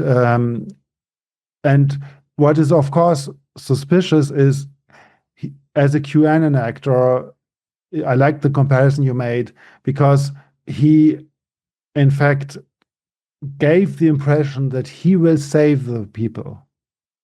He gave the impression, we will take care of it. You don't have to do anything. I'll take care of it. I am so powerful. I'm so well connected. And of course, this is part of a propaganda scheme to keep people in the passive position. You know, an active crowd where each person is acting within their options and their room is what a democracy means. People waiting to see what happens is not a democracy. Whatever comes around the corner, it is not a democracy. So this attitude in itself is anti-democratic. And this is why I also became quite fast suspicious of him. I wasn't aware of his stealing. But of course, if you steal millions, in fact, at the end, it's millions out of the donated money, out of the media system, it is, of course, also a way of harming the movement. So you had these actors who were very exposed and used their exposure to harm, in fact, what's happening. And I think that Uwe Alschner, the author, quoted in the article by David Hughes, found out that he might have links to Scientology. And as might be common knowledge, Scientology is in fact created by a guy, L. Ron Hubbard, who was working with ONI, Office of Naval Intelligence, before. So we have to suspect reasonably that Scientology in it itself is a psyop to infiltrate both governments and corporations and societies to get money, to get information, and to get control over these people. And I could imagine that he somehow is collaborating with them, because this is what his past is alluding to. And what I did recently, 3 weeks ago, in fact, I went to the guy who appeared in the documentary from 1999 and who told in that documentary that Filmmaker is master in the art of deception. And this is a quote from 1999, and that he seemingly helps the bank he tells that he is attacking because he's not doing anything. And this guy told me in detail about him, how he got to know him at the time, and that he came out of nowhere, but then immediately appeared on television, various interviews who made him known, and then he gathered like a couple of hundred mark from people to sue the big banks. And so it seems to be his way of stealing money and protecting large corporations. And here, obviously, he got a job to protect not just a corporation, but the government. And another point, which is also very suspicious, and I think this is very important for the audience to see, you have people who give their face, you see these people like Fauci or Donald Trump, and in Germany you have similar like Drosten and similar who are appear on television, the Vila or the Ministry for Health. So the government decided that these are the people whose job is to sell the measures. But these people are, of course, not responsible. What mafia would do that? So if you're the responsible guy, even if you're just responsible on a lower level, I'm not even talking about the big boss, just on a lower level, even then you wouldn't give your face. In Germany, the Ministry of Interior, who did, for instance, the censorship, who is responsible for acquisition, who restructured, the whole system of surveillance and the police, he never appeared on television. The general who was responsible for the COVID measures, never ever gave an interview, not even one, not for a newspaper, not for mainstream. But he's the guy you would attack in a legal case. You wouldn't attack the guy who is acting as if he were a scientist and who's just promoting what the government says. He can just be attacked as he's also, of course, responsible, but he will not give you billions, the billions you need to have the middle class going forward. It will be the real actors of the real government who really decided on things. This is where you have to attack. I had this discussion with Filmmaker in summer 2020 already, and he said, no, we have to attack the symbols. And I became already a bit suspicious at the time, and the more the time went on, I felt that there was something off, because also he was repeating always the same sentences. He couldn't, and if I said something he would still repeat the same sentences. And sometimes he said, yes, but then he wouldn't do it. He would just do what his program was. In fact, he seemed to be an actor more than a player. And that's not the only thing. The whole field is... I had a lawyer called Tobias Gall who didn't appear at the court appointments. And I didn't know of the court appointments. And he did this twice on the same case, and it was about 300,000 euros. And of course, I lost the company this way, and I would have never suspected this in a way, because your lawyer is there to support you. But now I'm telling myself, look, yes, he was presenting himself as an activist, saying, he doesn't need that much money as a regular lawyer because he likes our cause, he wants to support our company. So and then he took on small cases which were escalating. So I am suspecting him being a bad actor, and that he, in fact, did this for a third party. I don't know whom, but I don't think he did this in his own personal interest alone, And I don't even think he did this being paid by the other party. I don't know. I cannot tell why he did it, but it is quite impressive as coming from a lawyer as an action.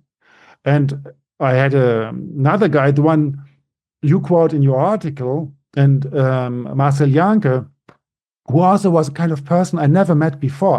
Like Filmmaker, he's the one who talks to you and you feel like it's too good to be true. He's telling me exactly what I want to hear. And then I had discussions with other people who were dissidents and said, I had the same feeling. He made me dream all the things we could do. The audience will not know who he is, so I just give it in a nutshell. So this is a guy who came to me saying, look, I'm very rich. I have no work anymore. And in my spare time, because I want to do something good, and this is I want to support democracy and free media. This is why I want to finance your film, because you were asking for finances. I could pay it all. What do you want? And I said, look, if I could work under the same conditions, I could work with television. With television, if we did a science documentary, we had 90,000 euros as a budget for a 52-minute film, which is a medium budget for television. It can be much higher if it's on a bigger slot.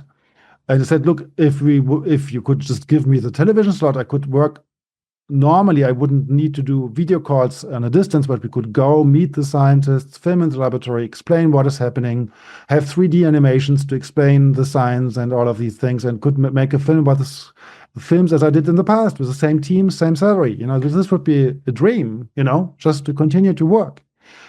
And then he asked me, but how many film documentaries would you like to do? I said, maybe like 6. And said, if you had like 500,000 euros, if I can choose, if I'm in.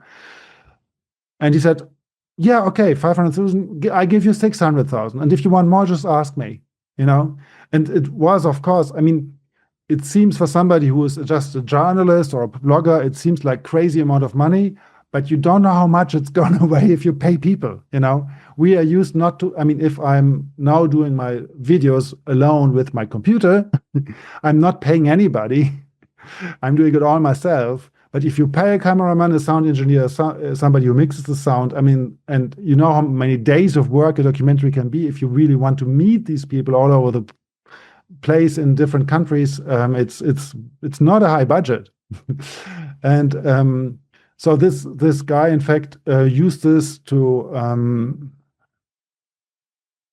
enter into my world, and then he said, look, let's make something together. Let's make a company together, or several companies, make big. And then, of course, he understood my dream is to be in competition with the mainstream and say, look, there's a huge void. Some of the best journalists, some of the best filmmakers and authors are not having their place anymore. They're losing their publishers, for instance, just because they're telling the truth. That is just because they're too good, because they're honest. I don't want this to happen. And the crazy thing is, people like Wodak, which we mentioned earlier, he was #1 bestseller in Germany for weeks and weeks and weeks, and also Paul Schreier.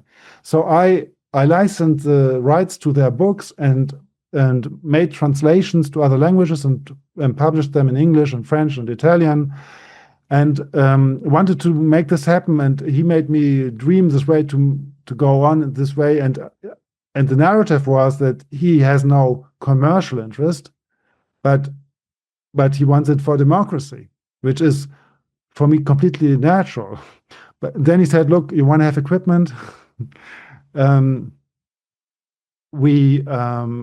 give you a loan for equipment for your studios, and then you can have modern equipment, because it's true, I filmed with semi-professional equipment, and as people might not know, it takes a lot of time if the equipment is not professional.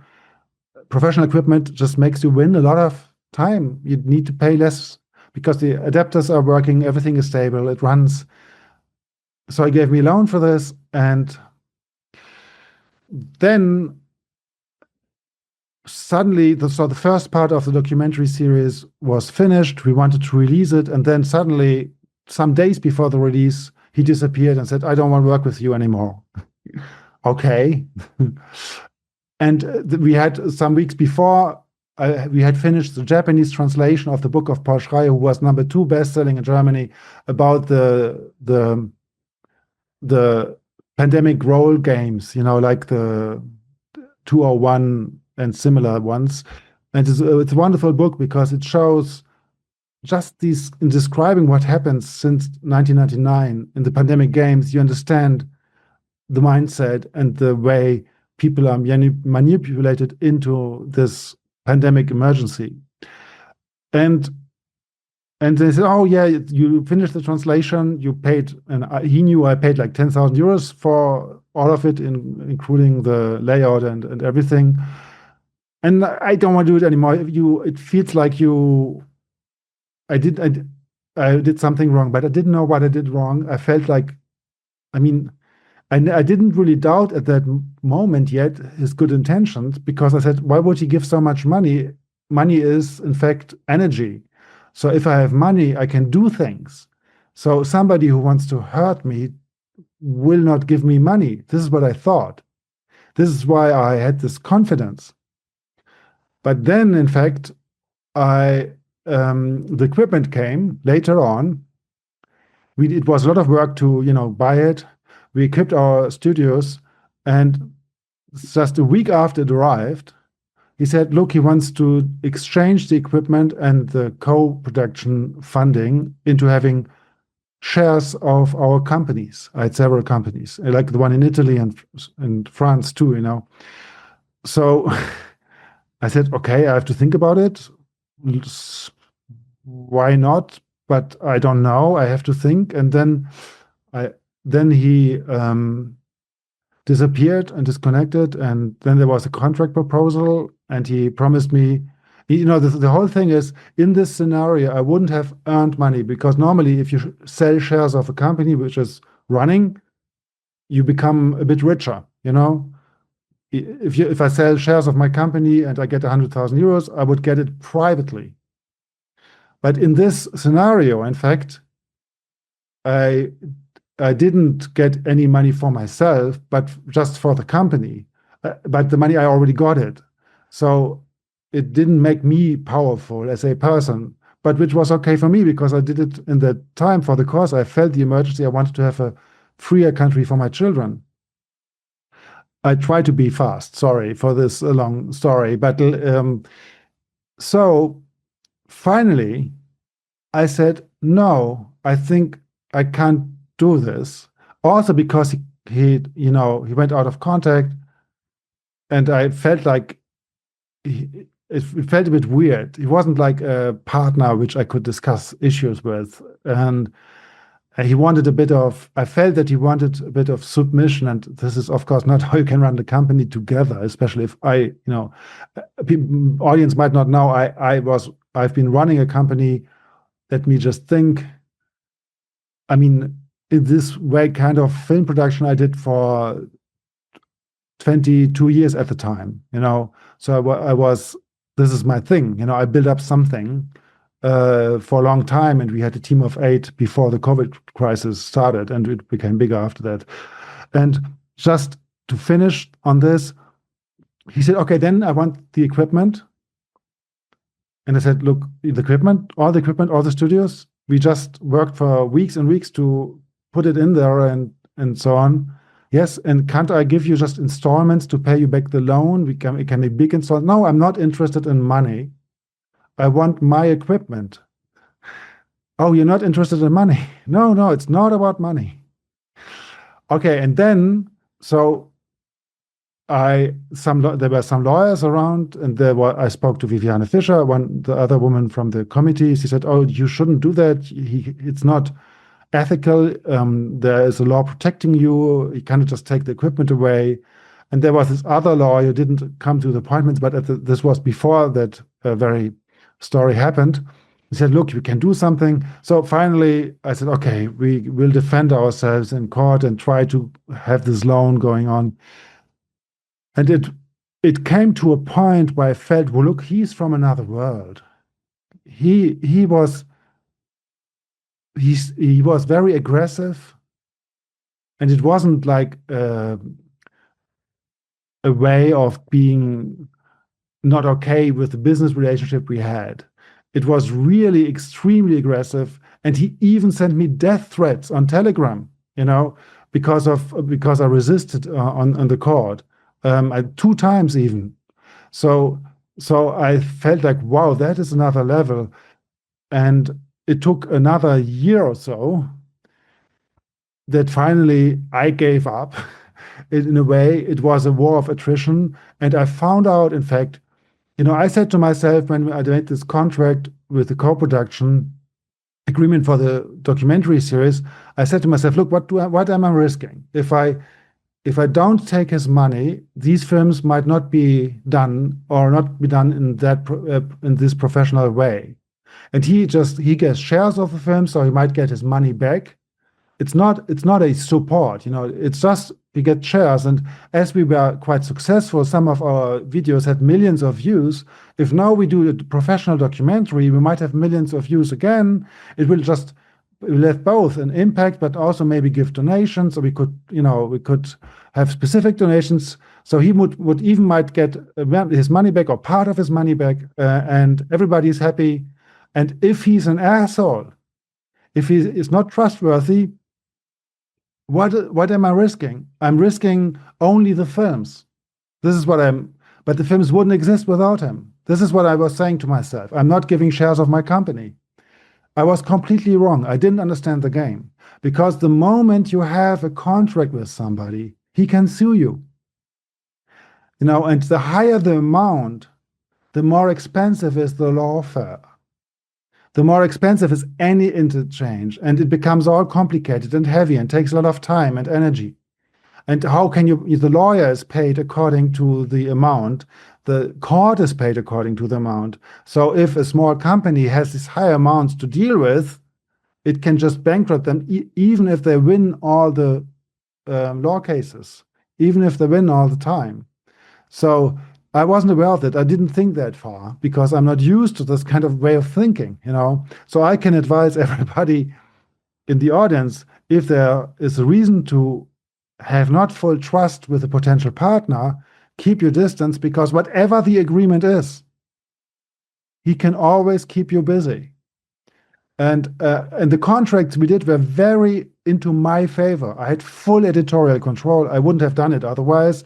I didn't even need to, explain how I spent the money. I could just do the films, and it was very easy for me on the administrative level, much easier than the contracts I would have with film funds or so.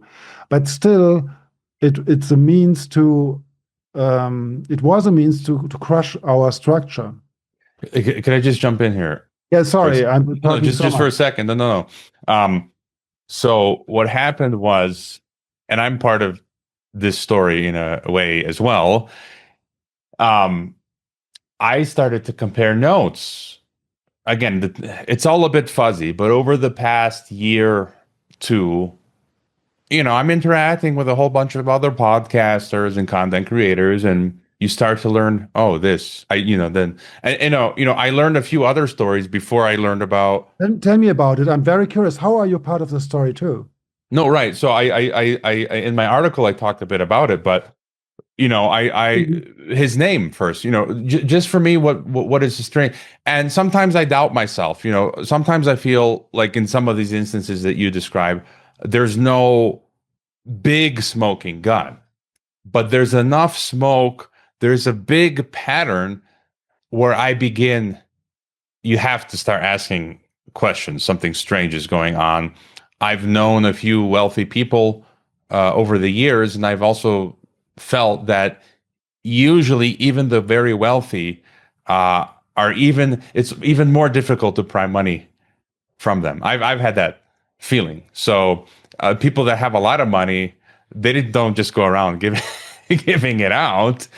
And so I learned, I forget who I first learned about. So this German guy, right, Marcel, that he had. I was at TNT Radio. I was offered a job March 2022. Yes. And then, Rick Moon interviewed me. And then the next day, Mike Ryan of TNT Radio offers me a job. And I thought, and, a lot of us had this thought that was just when I was going to attempt to do Geopolitics and Empire full time. And here comes this offer, nice paying salary, doing what I love. And, even some of my colleagues at TNT, even some listeners thought, is this a way to get you away? You're doing TNT full time, and I'll have less time for Geopolitics and Empire. Was that maybe a strategy to do that? But, I learned TNT, there was that public spat between, Mike Ryan calling out Marcel. I don't know the full details, but something went on. I think TNT Radio had issues themselves in terms of management, finance. But then, that's the first time I hear of this Marcel person. And then it's like time passes by. And then, I was shocked to learn about your OVALmedia situation with him. And then I had a call with him. I had a call with a couple years back, 2024. With whom? With Marcel. So I didn't know that. Yeah. So he messages me and whatever. I'm like you, I don't know what's going on. He says, very nice guy, and this is why I devil's advocate. I'm kind of like second guessing myself, even still to this day. But my memory is very fuzzy. But if I can sort of recall, he was saying to have my podcast on some other platform that he was building. I don't know if he's still building it. And I think, if I can recall correctly, he sort of suggested what he did with you to me, that he would help me form some sort of like a formal business structure and corporation for geopolitics. And I'm just self-employed. I don't really need. And I'm thinking, well, wait a minute. If he helped me form that, he might have equity, a stake in that, and then potentially be able to pull the rug out on me. And in regards to that platform, I said, I'm happy to have my podcast on any other platform after the fact, but I will always self-host, my website, self-publish my podcast directly, and then from there, I'm happy to have it republished. So it kind of felt like it could have been interpreted that he was seeing if, he can gain a stake in my podcast. Yes. Or later, afterwards, maybe to have me, again, I'm just theorizing here, maybe to have me nudge a certain narrative, or if not, pull. But then, so what becomes strange then is it's you, OVALmedia, it's TNT, it's me, and then I learn a host of independent content creators. And this is open source information. He donated to Derek Bros, and he left a message on his crowdfunder. I'd love to meet you, get to know you. Whitney Webb, she messaged me personally and said, I could reveal this. I guess she hasn't had the time to talk about it. He gave money to Whitney Webb, sizable donation. She began to inquire, again, because this is the point. This can be entrapment. And I used the case in my article of Tenant Media, Tim Pool and Dave Rubin, who were through different cutouts getting money, but the end of that line was sold that was Russian money. So this is the easy way to take down alternative media, to say, you're receiving money, but then the security state, the European, our Western globalist governments can say, oh, look, that the source of that money that you received through, I don't know, it could be Marcel, it could be whoever, it's Iranian, it's Russian, it's Chinese, you are now a foreign agent, we're shutting you down, you're going to jail, fines. And so my point is, Whitney Webb, once she asked, wanted to know more about him, I guess through his contact person, they just gave some simple explanation, and then they never donated again. They sort of backed away. Derek Bros, and then we learned UK Column, 20% owner, Rising Tide Foundation of Matthew Arrett and Cynthia Chung, both of who I've interviewed. And there are still other, I won't name them because they've told me personally, I don't want to reveal anything that's not already open source, but other known content creators have also received financing from him. And so what is strange for me is this scope. It's kind of odd that the net is wide. So is he genuinely interested in helping or not? So if it's like, if you give everybody, and according to maybe the importance or so, then it might be the aim of having influence. If I just put myself into the position, he didn't tell me he would give everybody, but now I know, at least for the German-speaking area, I know, at least of a dozen people who got money from him. It's very impressive. And most of them had no problem, just got money and that's it. So he, in fact, had a positive image of them. And some of them, there's a filmmaker, documentary filmmaker, who got help by him. He said, we wanted to make a documentary together, but we couldn't get along because he always wanted to have it differently than I would do it. And we spent like 3 years developing and starting to shoot various documentaries, but it didn't work out. He doesn't see that this could be a way of harming the project. So the German documentary filmmaker, but I see it this way, I see the pattern, if you spend money and if you spend time, something should come out of this. And if nothing comes out of it, and you usually do your films, And especially, if you have a guy who is very rich, then he might be used to delegate. If I were rich, I would just choose whom to give money and then let them do their thing. If I want to be a filmmaker myself and I'm extremely rich, I just do a film myself. I don't need, I might have advisors, teachers, but I wouldn't need another filmmaker if I need training or something. I wouldn't have this kind of stress. So this is making me suspicious. So a lot of other people have stories which, from my perspective, look as if it were harming the dissident work. But they see it, but he gave money, he supported us here, but now it didn't work out there, So you can turn things around.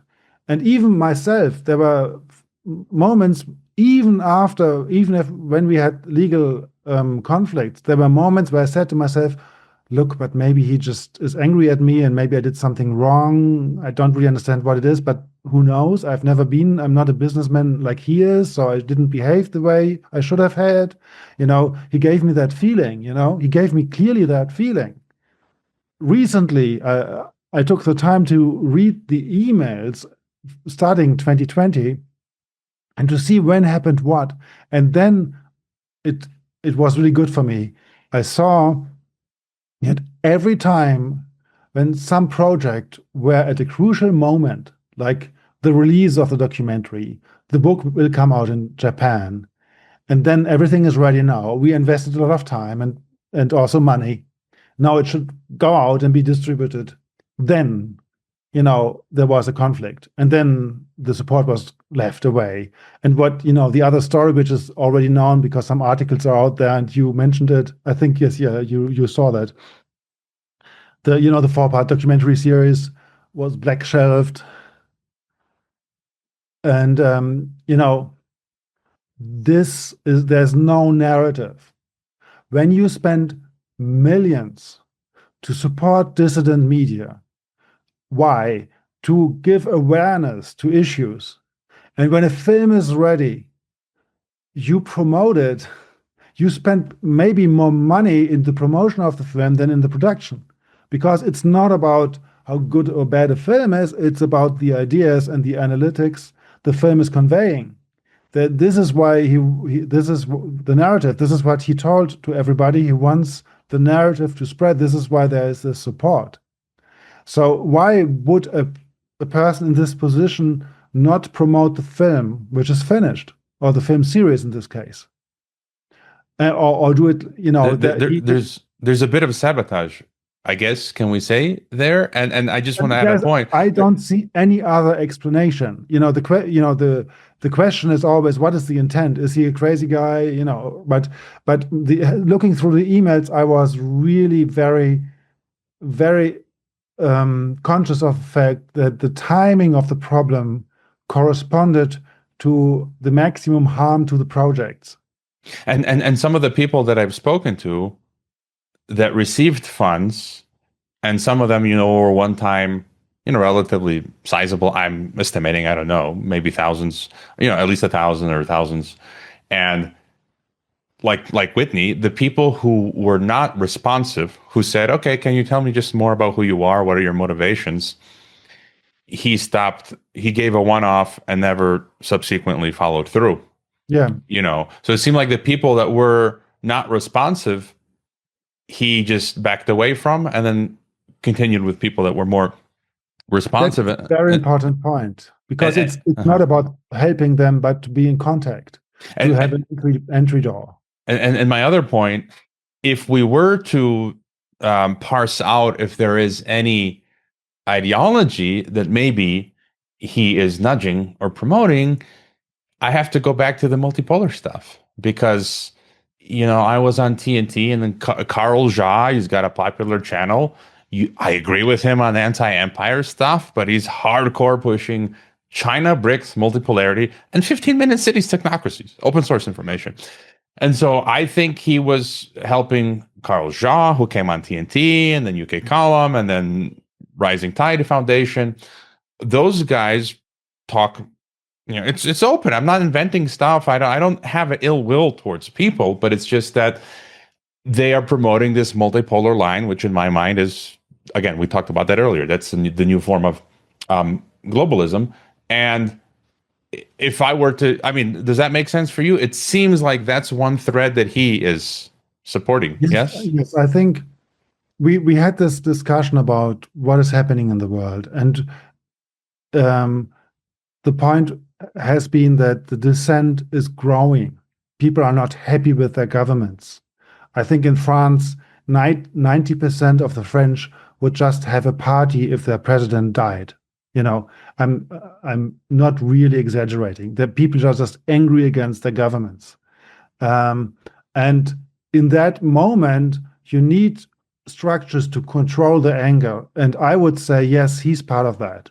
I would say, so he could work for a Western government, supporting people who are against Western governments. He could work for the Chinese government, but he could also work for one of the plutocrats, some huge corporation or whatever, or he could work for his own aim to support the multipolarity. I don't know how rich he is, but I would not suspect this in the sense that he would work for his own good alone. Nobody would do this alone because it's too big. I mean, the narrative he told me is obviously a lie. He's not a rich guy who is retired and supporting some people he really likes, because he's supporting probably hundreds of people and structures and companies. And you know what? I recently saw something in the internet that he is named as one of the general managers of a company doing software for military in Germany. So this is crazy. I wonder, I mean, as you know, I'm not really a friend of the army in general, but I prefer having a German army for Germany, being in Germany to defend Germany, and not to be intermingled with, let's say, Chinese army. I don't want them to be separate. I don't want to have Chinese control over the software of the German army. I'm not saying this is the case. I don't know. I'm just saying I don't know. It's all very hypothetical, but it's a bit scary to me, because you see that it's a global undertaking. And there's so many people. The more I talk to people about it, they all tell me their story with Marcel. There were some things I didn't know, but it's true. You mentioned also in your great article some of these stories. It is really incredible. So what my personal lesson is from this is that I made a huge mistake. My mistake was that every media person I met the last 6 years, I spoke to that person about who to trust, who not to trust. What do you think about this? Can we work with this? Why did I do this? To survive. Because if I just trust the wrong person, it might kill my reputation, kill my finances, bring me in front of a court. I don't know what. But if I trust nobody, I'm not doing anything. I need partners, I need corporations. So there is a catch-22, and you need these discussions. And the mistake I did was that I never did this publicly, because I said, look, the mainstream media will use it against us dissidents. They will say, look, they have a dispute. They don't want, they're all Russian intelligence or whatever, or they're not even honest. Because if I now attack Rainer Füllmich, of course, you can imagine how much mainstream media was happy about Rainer Füllmich, because he was the perfect story to tell about how stupid and corrupt the criticism of the German government has been. So they use it all in different ways.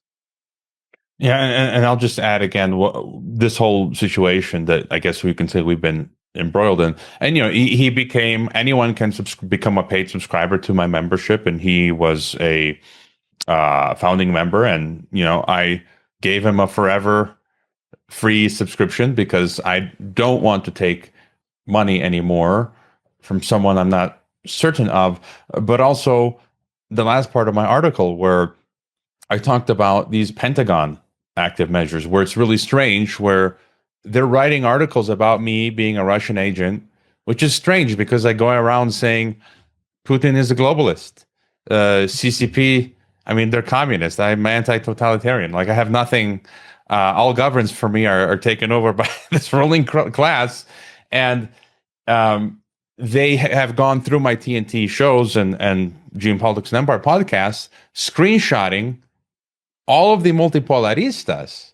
Texas Bentley, the late Texas Bentley, who lived in Donbass, who I interviewed, Gonzalo Lira, Matthew Ehret, Andrei Martyanov, Scott Ritter. So, and they nitpick because it's funny. I've interviewed, neoconish people like Colonel Grant, I think, Newsham and Stephen Mosher. It's like they ignore those people and try to just paint me as like these 5% of people that I interviewed to be this Russian agent.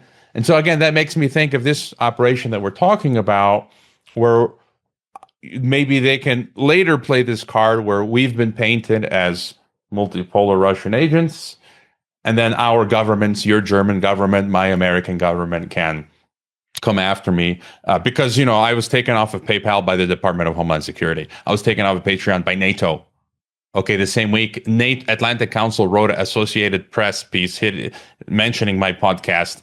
Okay, somehow I'm taken off of Patreon. And so now they're talking about coming after podcasters and examining their foreign entanglements. And, I just received, I won't say the name, but I want to put this out. This is for my own self-protection right now. I received, someone urgently wanted to come into contact with me. And, I like to interview people from all over the world, but I can't help in this environment that we are in now that's becoming dangerous. Ministry of Truth, this person urgently, a flag is urgent. Nothing is ever so urgent. Urgent. Contact with me. They're using a Gmail account. And they said if I, urgently want to speak with them and another person who is a supporter of the Islamic Revolution and Islamic resistance. And I'm like, look, I'm anti-American empire. I'm not a supporter either of the Islamic Revolution or Islamic resistance. I've got enough problems to deal with. That's not my fight. I've got 3 countries fights to deal with, like here in Narco Mexico. I'm up to here with just trying to survive. And I'm a US citizen, and my country is at war with the Islamic Revolution. Now, if I respond positively to this message, can you see, Robert, that this could put me into trouble? It's like, you have to fight like a warrior, sorry for my English, just not to be part of the war. You have to make a war. We are in an information war. You have to understand the rules, not to be sucked up by the machine. And then you're part of Iran, and then you might need to flee to Iran to survive. I mean, like if I say yes, let's, if I respond in the affirmative to this message, next time I go to the US, they check my emails. Oh, so you support the Islamic Revolution? And I'm a US citizen. And then I'm like, that's not a hill I need to die on. I don't know what the solution to this is. If you made a show with 2 people from the opposite sides at the same time, would it be better?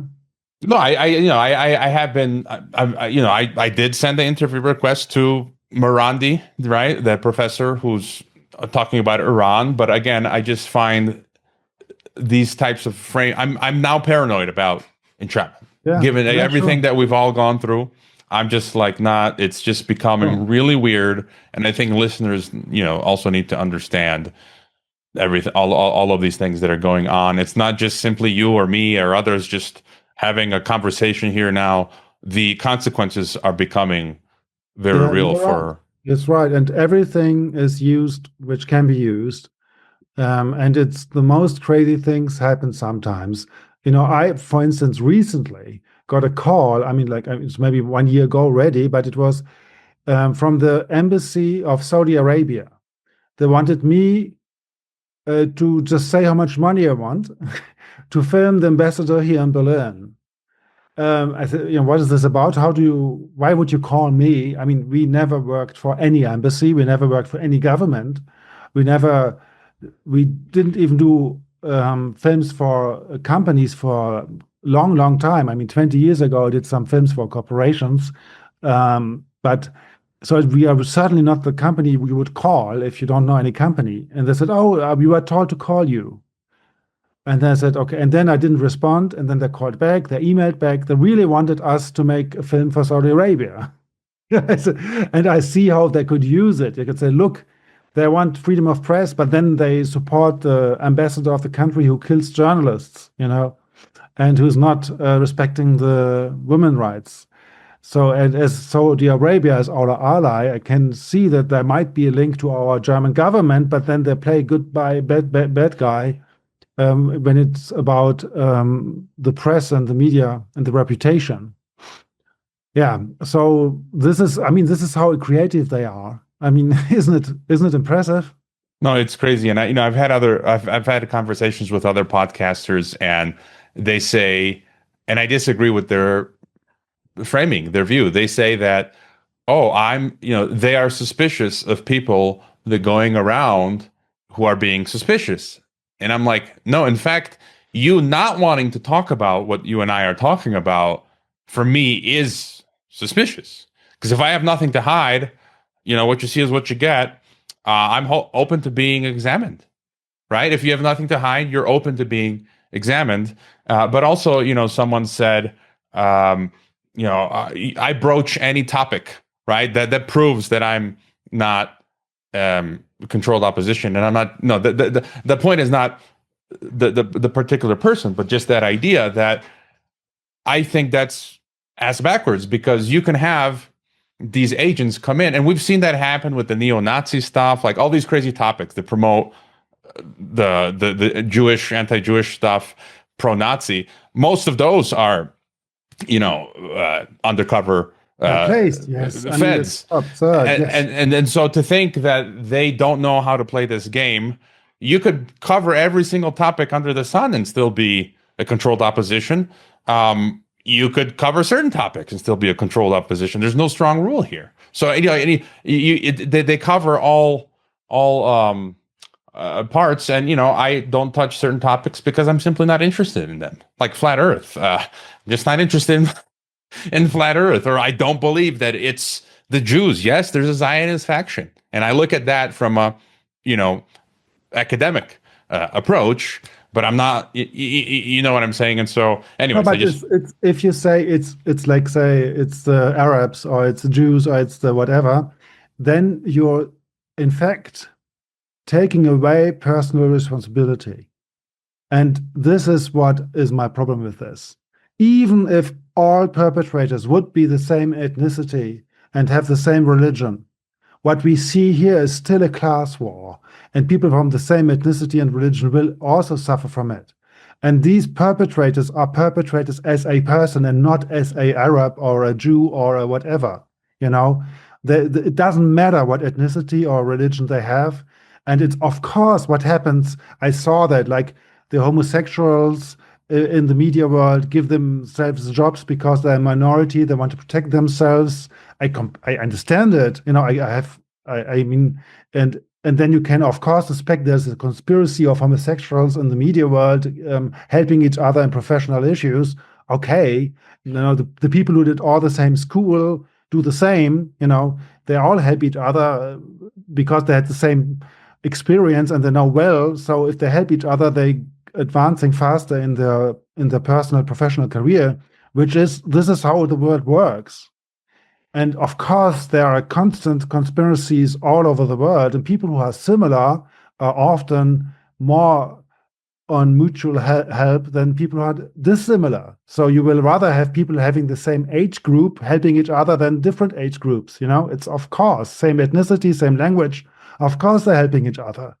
So to say this is not happening is very, very stupid. But to say the responsibility is up to one group is equally stupid.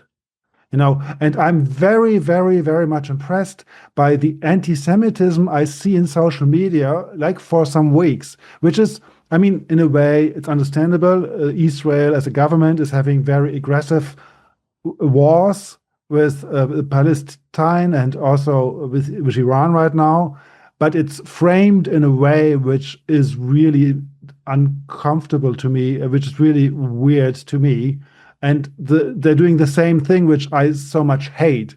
If I criticize the Israeli government and then people tell me I'm an anti-Semite, that it's as stupid as to say, look, the Israeli government is criminal. This is why we should hate all Jews. No, we have accountability. We have people, and people should be responsible for their actions. This is what this is all about. And I'm not putting a whole family into a prison if one member of the family committed a crime. This is how I see a law system, and what regards the family also regards whole societies or ethnicities. So it's really important to keep the feet on the ground, because this is what war makes with the minds. It spins around the minds, and you go into a storm, and you see danger, and you simplify groups, and you forget that this is just people acting in their interest with the aim to control other people. This is what this is about. Yeah, and I guess on that theme, I'll just, one of my closing thoughts is that we are in, as you said, this omni war. It's information war, it's psychological war, it's financial war, it's lawfare, of course, military, cyber war, all of this stuff. Sometimes there's friendly fire, right, between us, but also, as we're kind of exploring here, there's all sorts of people among us, and we must tread extremely carefully. And again, I throw the ball back to the audience to do their due diligence or discernment. A few people have emailed me, based on what you write, should you trust this or that person? I'm like, you decide. You do your research. And I also want to put down this idea of gurus or leaders. I've never said trust me. I can't ever imagine going back at any podcast that I said trust me. No, I'm here exploring this with everyone else. You're here along the ride with me. I'm doing this stuff for myself first, my Telegram feed, my X feed, my Substack, my podcast. If you enjoyed it, come along for the ride. If you don't, see ya. And so do you have any, closing thought for us? You had the best closing thought one can have, which is, if you don't act, you are a slave. You have to move, and nobody will save anybody. This is the big lesson I learned from what I just discussed with you. If somebody comes and says, I will save you, or if you're part of this group, then you will be saved, then be suspicious because of these sentences. And if you're into it, if you see it, and then in fact, once you saw the ways of manipulations, the techniques and the strategies, then in fact you can free yourself, and then it becomes easy to understand. It's like learning a foreign language. In the beginning, it's really hard because it seems all confusing. But when you just made a point on one person, and you see why he is doing manipulation, for instance, or what are his tricks of keeping people in their sofas at home not doing anything, then you will see patterns, and then you can have these patterns for other people, and then you can and your analytics of the multipolar world and its narrative is also a very good entry point, because if people come with a simple dichotomy, just having the good and the evil are not the good, but then also, of course, they're getting away from human nature. So I think this is my mission, and I feel it's your mission too, to empower people and to see how much power they have. If we just used a chunk of the power we all have, we would be free. The only reason we have these issues we are complaining about is that we just don't do what is in our power. And I'll just add one more thought. I'm going to mention his name. I think he listens to the podcast. Mike Driver. He's a friend of, I believe, Nick Hudson, who I've had on the podcast. And I want to see if I can get Mike on, but we've just been chatting on the socials. And something that speaks to what I was saying and what you were saying. We have these protests in Ireland right now, right? The farmers Yes. and the fuel. And Ezra Levant, the Canadian alt media podcaster, is out there, but he's also someone who's, over the years, I've lost respect for because of some of the stuff we've been talking about. He's had strange activity surrounding him and some of the people he employs. But it's basically Ezra Levant is on the streets of Ireland, and he's asking, where is the Irish version of Nigel Farage or Marine Le Pen or even their Giorgia Meloni? And I'm thinking, all of those people are captured. Nigel Farage, Giorgia Meloni, I forget, a few years back, like she met with BlackRock and is doing whatever they want.